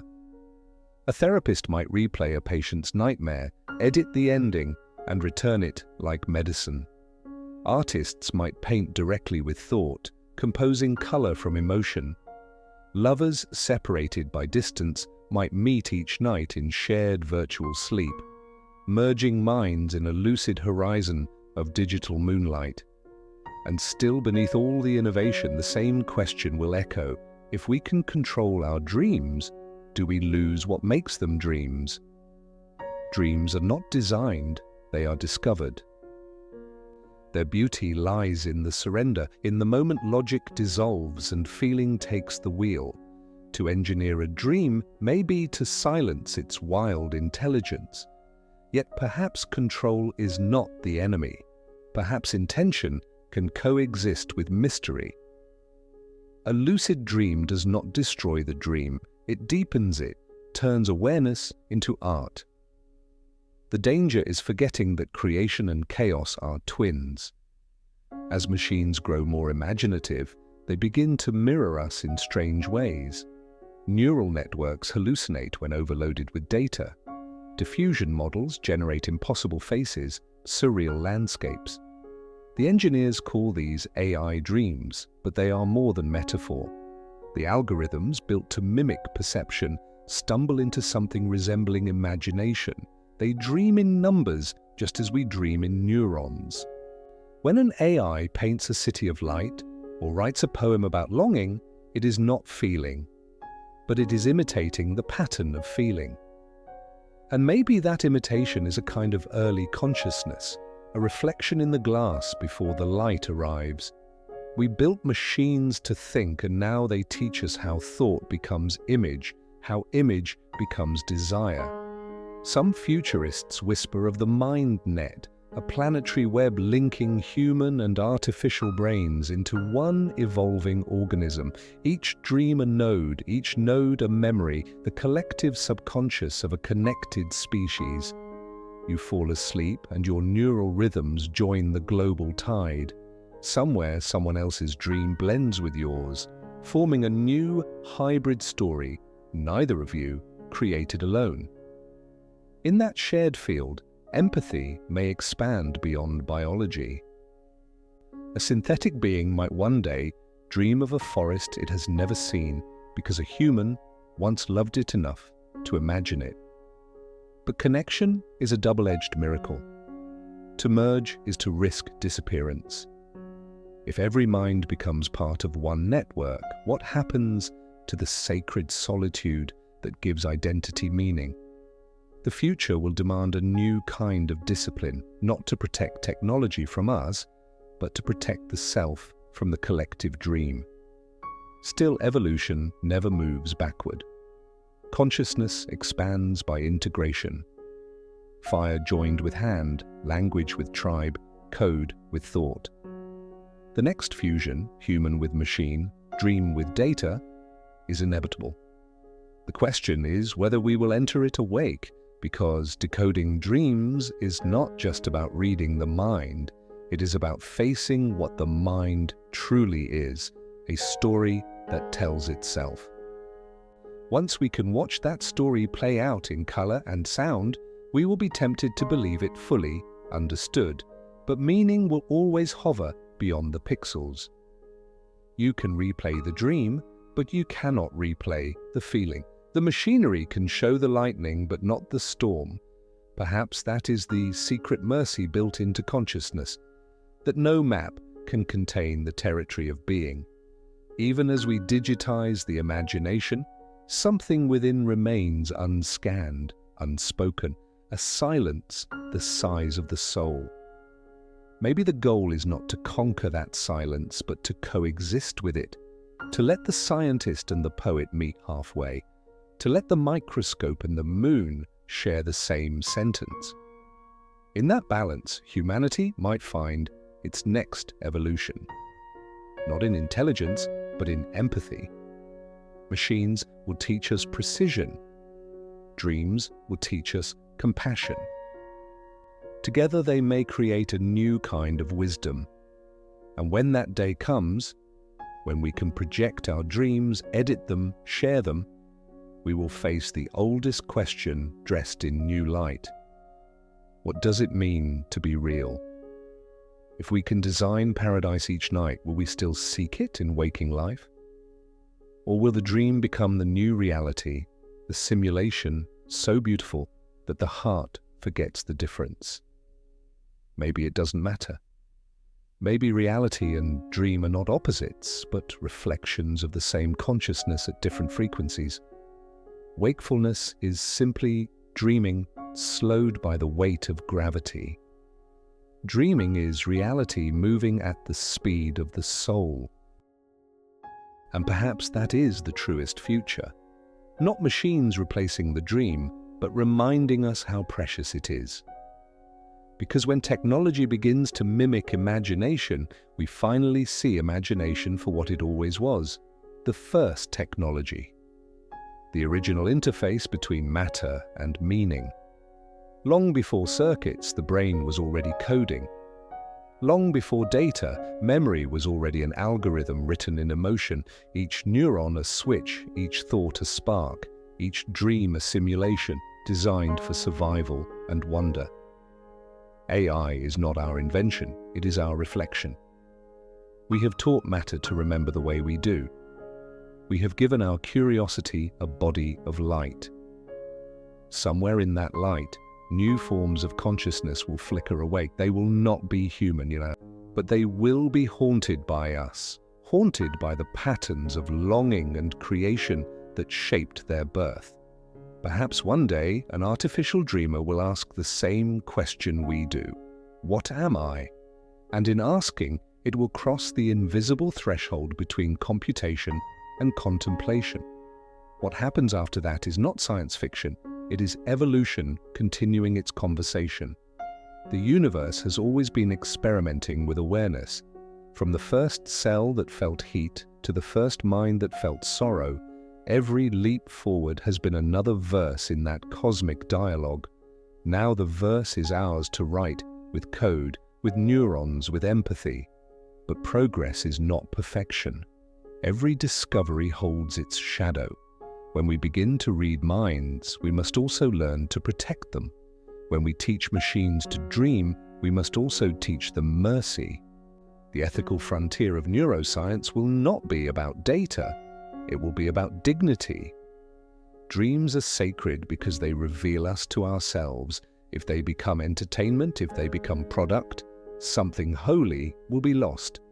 The right to privacy will evolve into the right to mystery, the right to keep some part of the self untouched by observation. For even in an age of infinite transparency, the soul deserves darkness in which to grow. Imagine a future classroom where children study their own dreams on screens, learning how fear transforms into creativity, how sorrow becomes narrative. Imagine hospitals where therapists guide patients through reconstructed dreams to heal trauma, to re-edit memory, to practice courage.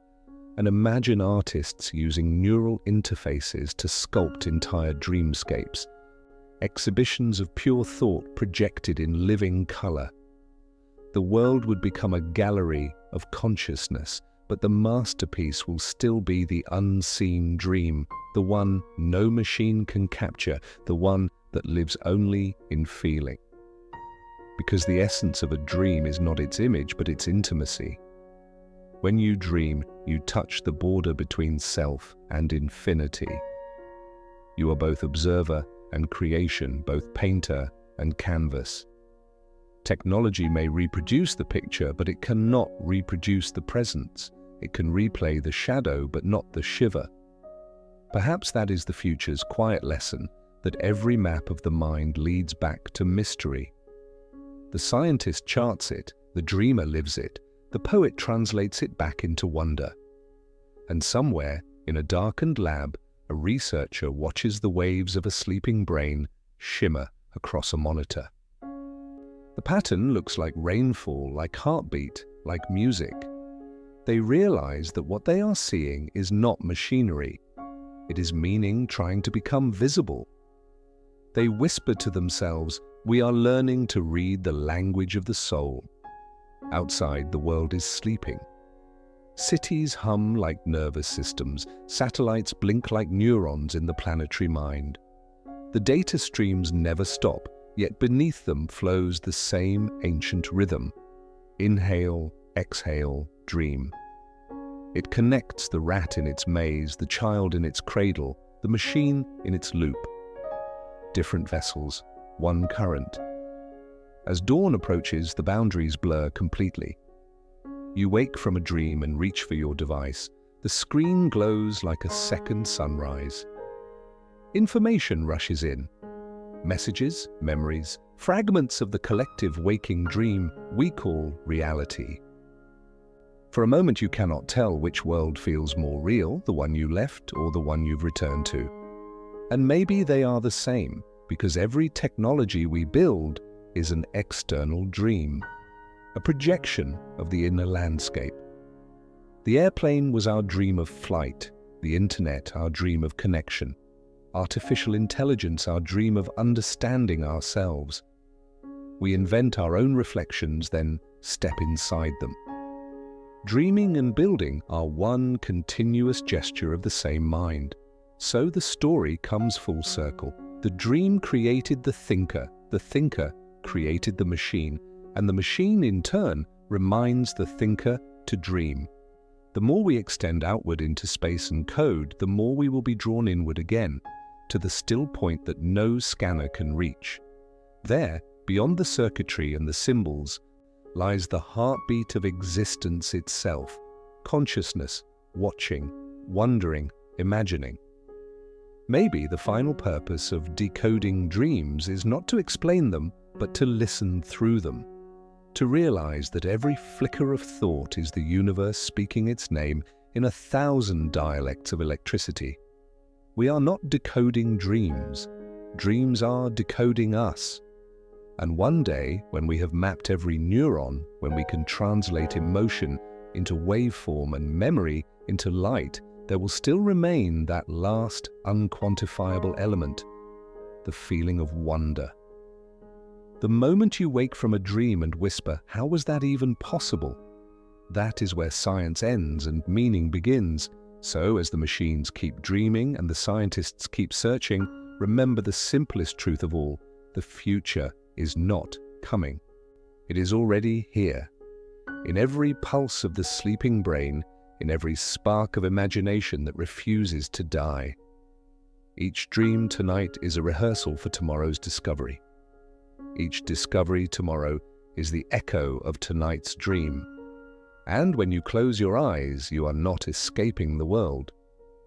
You are returning to the workshop where worlds are made. The lab of the unconscious, the cathedral of silence, the original screen upon which all creation first appeared. You don't need to understand it. You only need to feel it, because somewhere in that darkness the future is already whispering your name. Softly, patiently, like light waiting for someone to wake. And when you do, when morning breaks and you rise from the bed, remember this: everything we will ever invent began as a dream. Everything we will ever become is still dreaming through us. So breathe, drift, and let the future dream itself through you. Animals dream too. The night belongs to everyone. To the oceans and the forests, to the deserts and the cities, to the billions of living hearts that slow their rhythm when the sun disappears. Somewhere, in the dark, an animal closes its eyes. Its muscles loosen, its breath deepens, the body falls away, and something ancient begins. The same mystery that visits you each night now moves through fur and feather, through scale and skin. The world, in unison, begins to dream. For centuries we believed dreaming was a human privilege.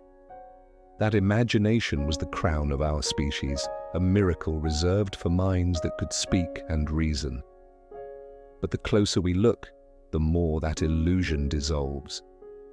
Dreaming is not our invention. It is our inheritance. It is written into the biology of life itself, older than language, older than the first word for wonder.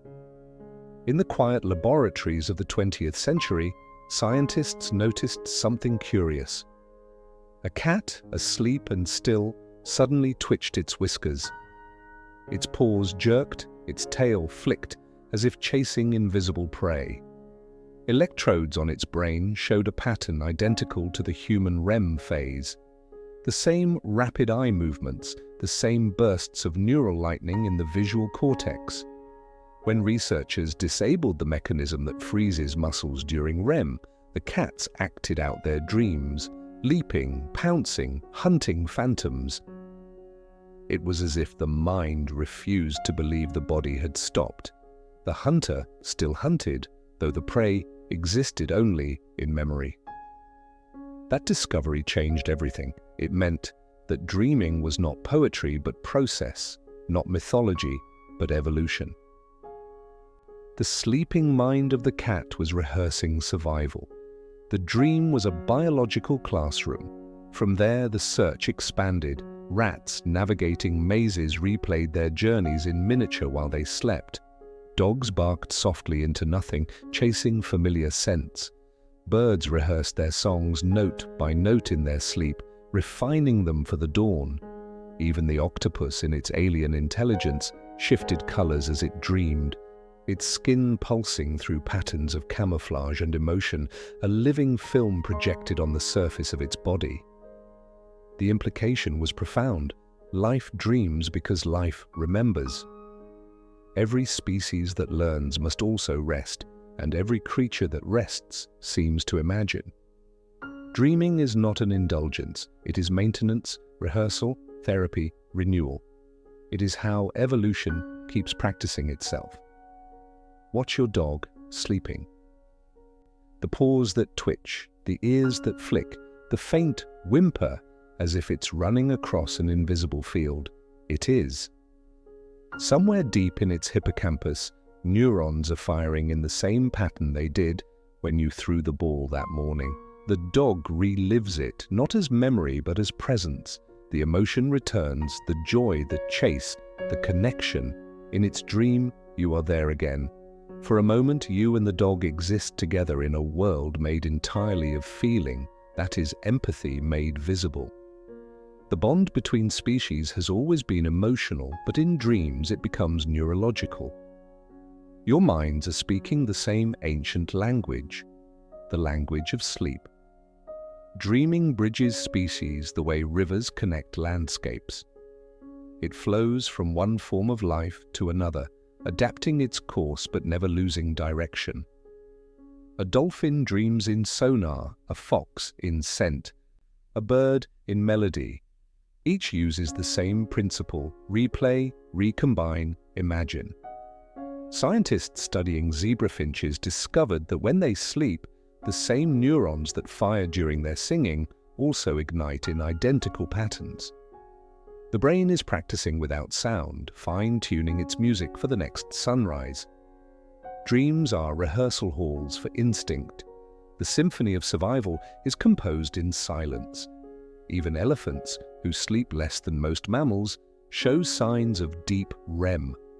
When they finally surrender to it, often lying fully on their sides, their eyes move beneath their lids, their trunks curl gently, and their great bodies rumble with low-frequency sounds. They are remembering. These are animals that mourn, that revisit the bones of their dead, that recognize themselves in mirrors. It is impossible to imagine that such creatures, capable of grief, do not also dream of reunion. Perhaps they see again the faces of their lost herd. Perhaps they walk through remembered rain. The night for them is not absence, it is continuation. In the sea, a different miracle unfolds. Dolphins and whales sleep with one hemisphere of the brain awake, the other submerged in dreaming, half vigilance, half surrender. The awake side keeps them breathing, the dreaming side keeps them whole. It's a strange harmony, consciousness divided, yet connected by rhythm. Even the waking hemisphere sometimes emits bursts of REM-like activity, small pulses of imagery rippling through the oceanic mind. To sleep in the sea is to dream in fragments, in waves. Perhaps in those flashes, they hear the songs of distant companions or the ghostly echo of their own calls bouncing back from memory. The ocean itself becomes a dream field, vast and vibrating. On land, in burrows and nests and high branches, the pattern repeats. Foxes curl into snow, horses shift their hooves as if running, bats hang upside down, while their tiny hearts flutter with visions we will never see. Across species, REM sleep follows the same logic. Immobilize the body, free the mind. It is a choreography of safety. The body protects itself while the brain explores. Dreaming is the rehearsal space of evolution's theater, where instinct becomes art. But beyond science lies wonder, and beyond wonder lies humility. To know that animals dream is to realize that consciousness is not a ladder, but a landscape. We are not at the top, we are among. The same forces that weave our imagination also move through the eyes of the cat, the trunk of the elephant, the skin of the octopus. The dream is the common thread that stitches the world together. It reminds us that empathy is not learned, it is inherited. Life itself is relational. Consider the fruit fly. It has a brain smaller than a grain of sand, yet it experiences cycles of rest and activity remarkably similar to ours. When deprived of sleep, it becomes sluggish and irritable. When allowed to rest, it enters longer bouts of stillness that seem to compensate for lost dreaming. If even the fly requires this nightly pause, what does that say about the fabric of existence? Perhaps sleep is the mind's way of returning to its source, of synchronizing with the rhythm of the universe. And dreaming is the whisper that accompanies that return. From the smallest insect to the largest whale, the same electrical signature appears, the oscillation between waking and rest, between knowing and remembering. It's as though the cosmos itself breathes through every living thing, exhaling consciousness into daylight, inhaling it again into night. Dreaming is that breath made visible. You could say that the earth dreams through its creatures. Every night the planet exhales into stillness, and within that stillness, millions of private worlds unfold. A mouse navigating the tunnels of its mind, a lion reliving the hunt, a child floating through surreal cities of light, all of them part of the same biological prayer. The globe becomes a single brain, pulsing with billions of simultaneous stories. The stars above are not just lights, they are neurons firing in the mind of the universe. We, the dreamers, are its thoughts. Dreaming also teaches compassion, not by lecture but by simulation. In dreams, boundaries blur. You are both self and other, predator and prey, friend and stranger. The emotional brain does not distinguish between real and imagined pain. It learns empathy through exposure. If that mechanism exists in us, it must exist in others. The mother elephant dreaming of her calf, the wolf of its pack, the bird of its mate. These are not metaphors. They are neurological rehearsals of connection. The architecture of love is built at night. And maybe this is the secret reason life dreams at all, to practice unity, to remember that separation is temporary. The waking world divides us by form, but in sleep, everything merges again into the single consciousness that first imagined living matter. Dreaming is the bridge back to that origin. Science, for all its precision, eventually meets philosophy at this intersection. The more we map the sleeping brain, the more we glimpse something irreducible, a pulse of mystery that cannot be graphed. Data describes the structure but not the meaning. The cat's neural spike shows motion but not joy. The dolphin's REM burst shows memory but not the echo of song. To truly understand dreaming, we must accept that feeling is a kind of knowledge, and feeling belongs to all who are alive. There is something profoundly democratic about that. Dreaming does not recognize species or hierarchy. It visits the predator and the prey, the wild and the tamed, the newborn and the dying. It is the one experience that every living creature shares, even if we never speak of it. At night, the planet levels itself. Every consciousness, no matter how small, joins the same tide. Imagine if we could listen to that tide and with the technology that decodes the human dream were turned outward to record the sleeping minds of animals. What would we find? What patterns of emotion would echo through the forest, the reef, the savanna? Perhaps we would discover that nature itself is a single organism processing its memories, dreaming itself toward balance. Perhaps empathy is not an invention of morality, but a biological law. To dream is to feel the presence of the other within yourself. The more we learn about animal consciousness, the harder it becomes to define the human as separate. Intelligence appears everywhere, wearing different masks. The crow solving puzzles, the octopus escaping enclosures, the whale composing songs. These are not coincidences. They are manifestations of the same deep structure, awareness exploring form. And when awareness rests, it dreams. That is the signature of being. If there is a soul, it is not confined to humanity. It hums through all sentient life like current through water. We are the instruments, not the melody. The melody belongs to the universe. And dreaming is how it plays itself each night. When you close your eyes tonight, remember that you are surrounded by a chorus of sleeping minds, In burrows beneath you, foxes are breathing slowly, replaying their day. In the ocean beyond your sight, whales drift through liquid silence, dreaming of migration and song. Above you, birds tucked under wings revisit skies they will fly again tomorrow. You are one heartbeat in a planetary dream.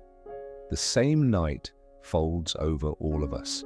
The same rhythm carries every life between waking and wonder.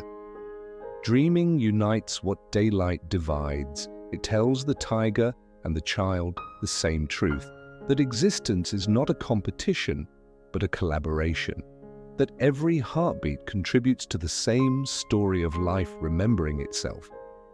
And perhaps at the deepest level, the dream is the universe's memory, the echo of creation still vibrating in the nervous systems of its creatures. The stars dream of atoms, atoms dream of cells, cells dream of movement, and movement dreams of meaning. We are that meaning, dreaming itself awake. So when dawn comes and the animals stir, when the world opens its eyes once more, know that the dream has not ended. It has only changed tempo. Waking life is simply the daytime version of the same song. The dream continues in motion, in hunger, in curiosity, in love. Life is the dream that learned to walk. And the next time you see your cat twitch, or hear your dog whimper softly in its sleep, or watch birds murmuring at the edge of morning light, remember that they are traveling the same inner landscapes you do. They are dreaming the earth alive again. The mystery we study in laboratories is the same mystery sleeping beside us, purring, breathing, belonging. The dream is not human, it is universal. It is the heartbeat of existence, pulsing through every mind that dares to rest. And maybe that is the final revelation. We dream not to escape nature, but to return to it. The animal within us has never stopped listening. The scientist within us has never stopped wondering. And the soul within us has never stopped dreaming.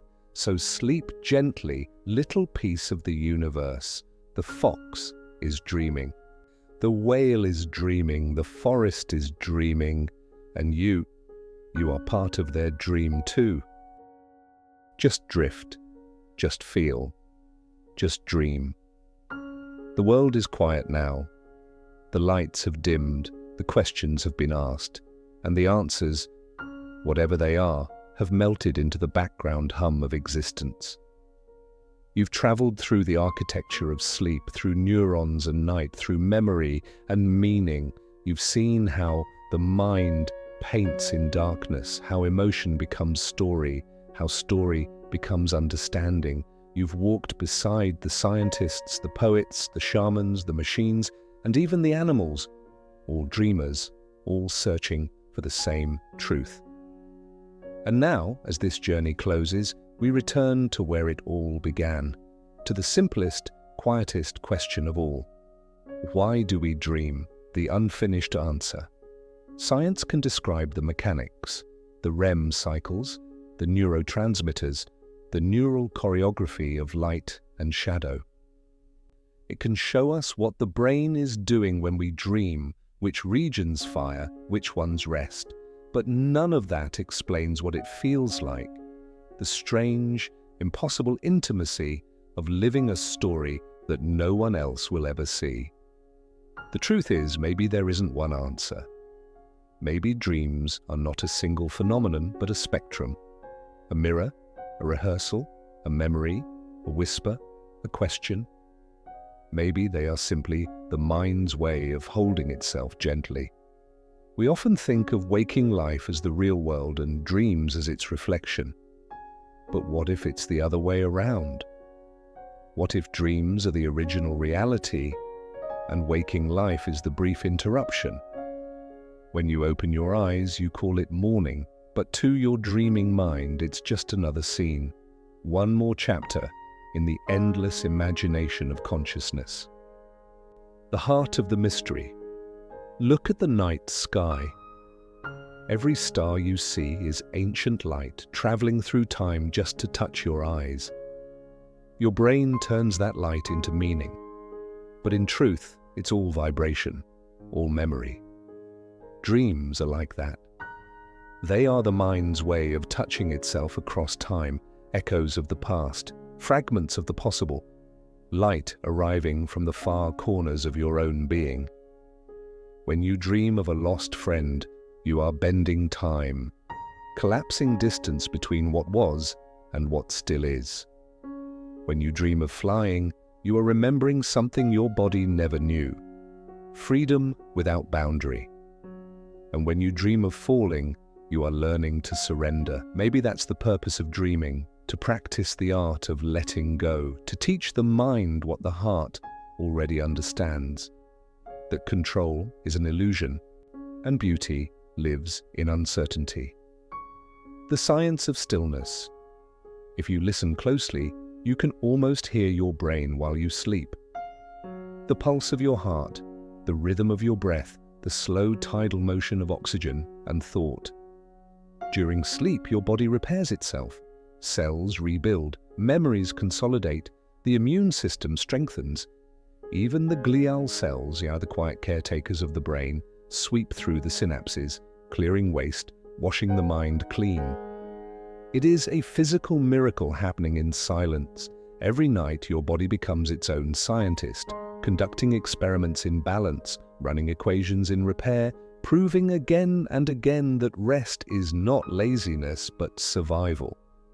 And perhaps that's the deeper lesson behind all this research, all this wonder about dreams, that rest is sacred, that stopping is part of motion, that silence is part of meaning. We are not machines built to run endlessly. We are waves, rising, falling, pausing, returning, the human story. All through history, we've tried to interpret dreams. We've called them prophecy, psychology, art. But maybe they are something even simpler, evidence that we are alive and aware. Each dream is a fingerprint of consciousness, a one-time performance that can never be repeated. A moment when the mind becomes its own universe, complete and self-contained.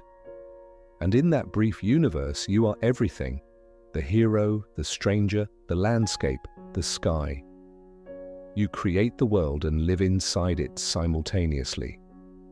That's the miracle of dreaming. It's not escape, it's expression. It's not illusion, it's intimacy.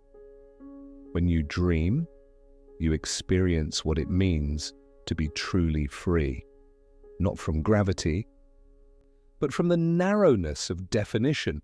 You stop being someone and become everything that consciousness can imagine.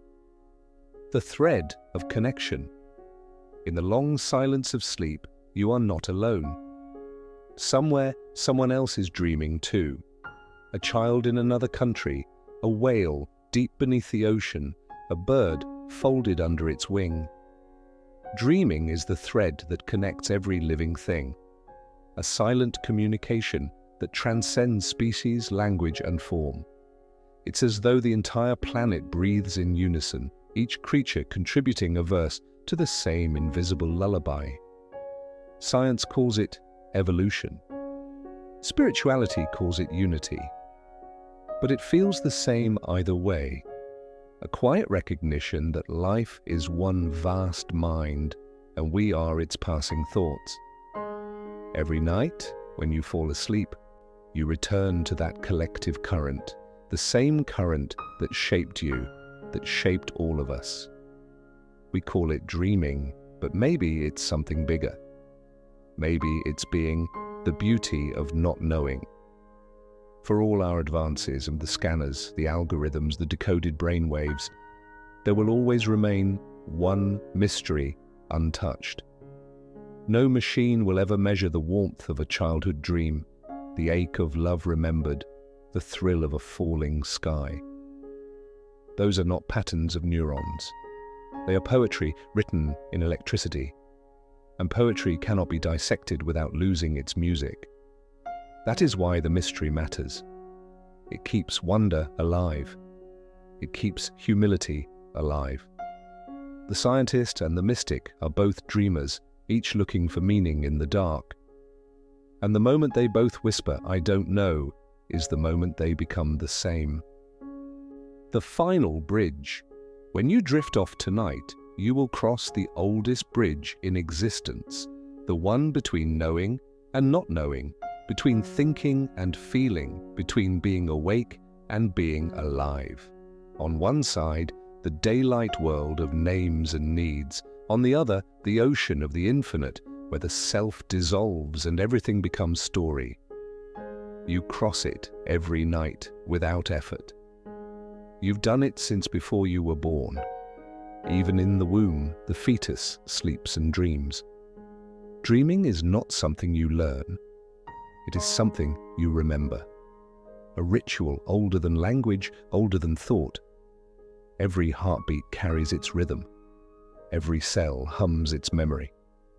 You were born from dreaming, and one day, when the final sleep comes, you will return to it again.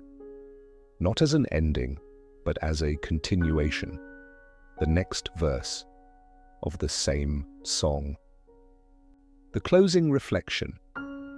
So what have we learned after all this wandering through neurons and myths, animals and algorithms, science and soul? Maybe that dreams are not meant to be solved. They are meant to be felt. They remind us that knowledge and mystery can coexist, that logic and wonder are not enemies, but partners in the same dance.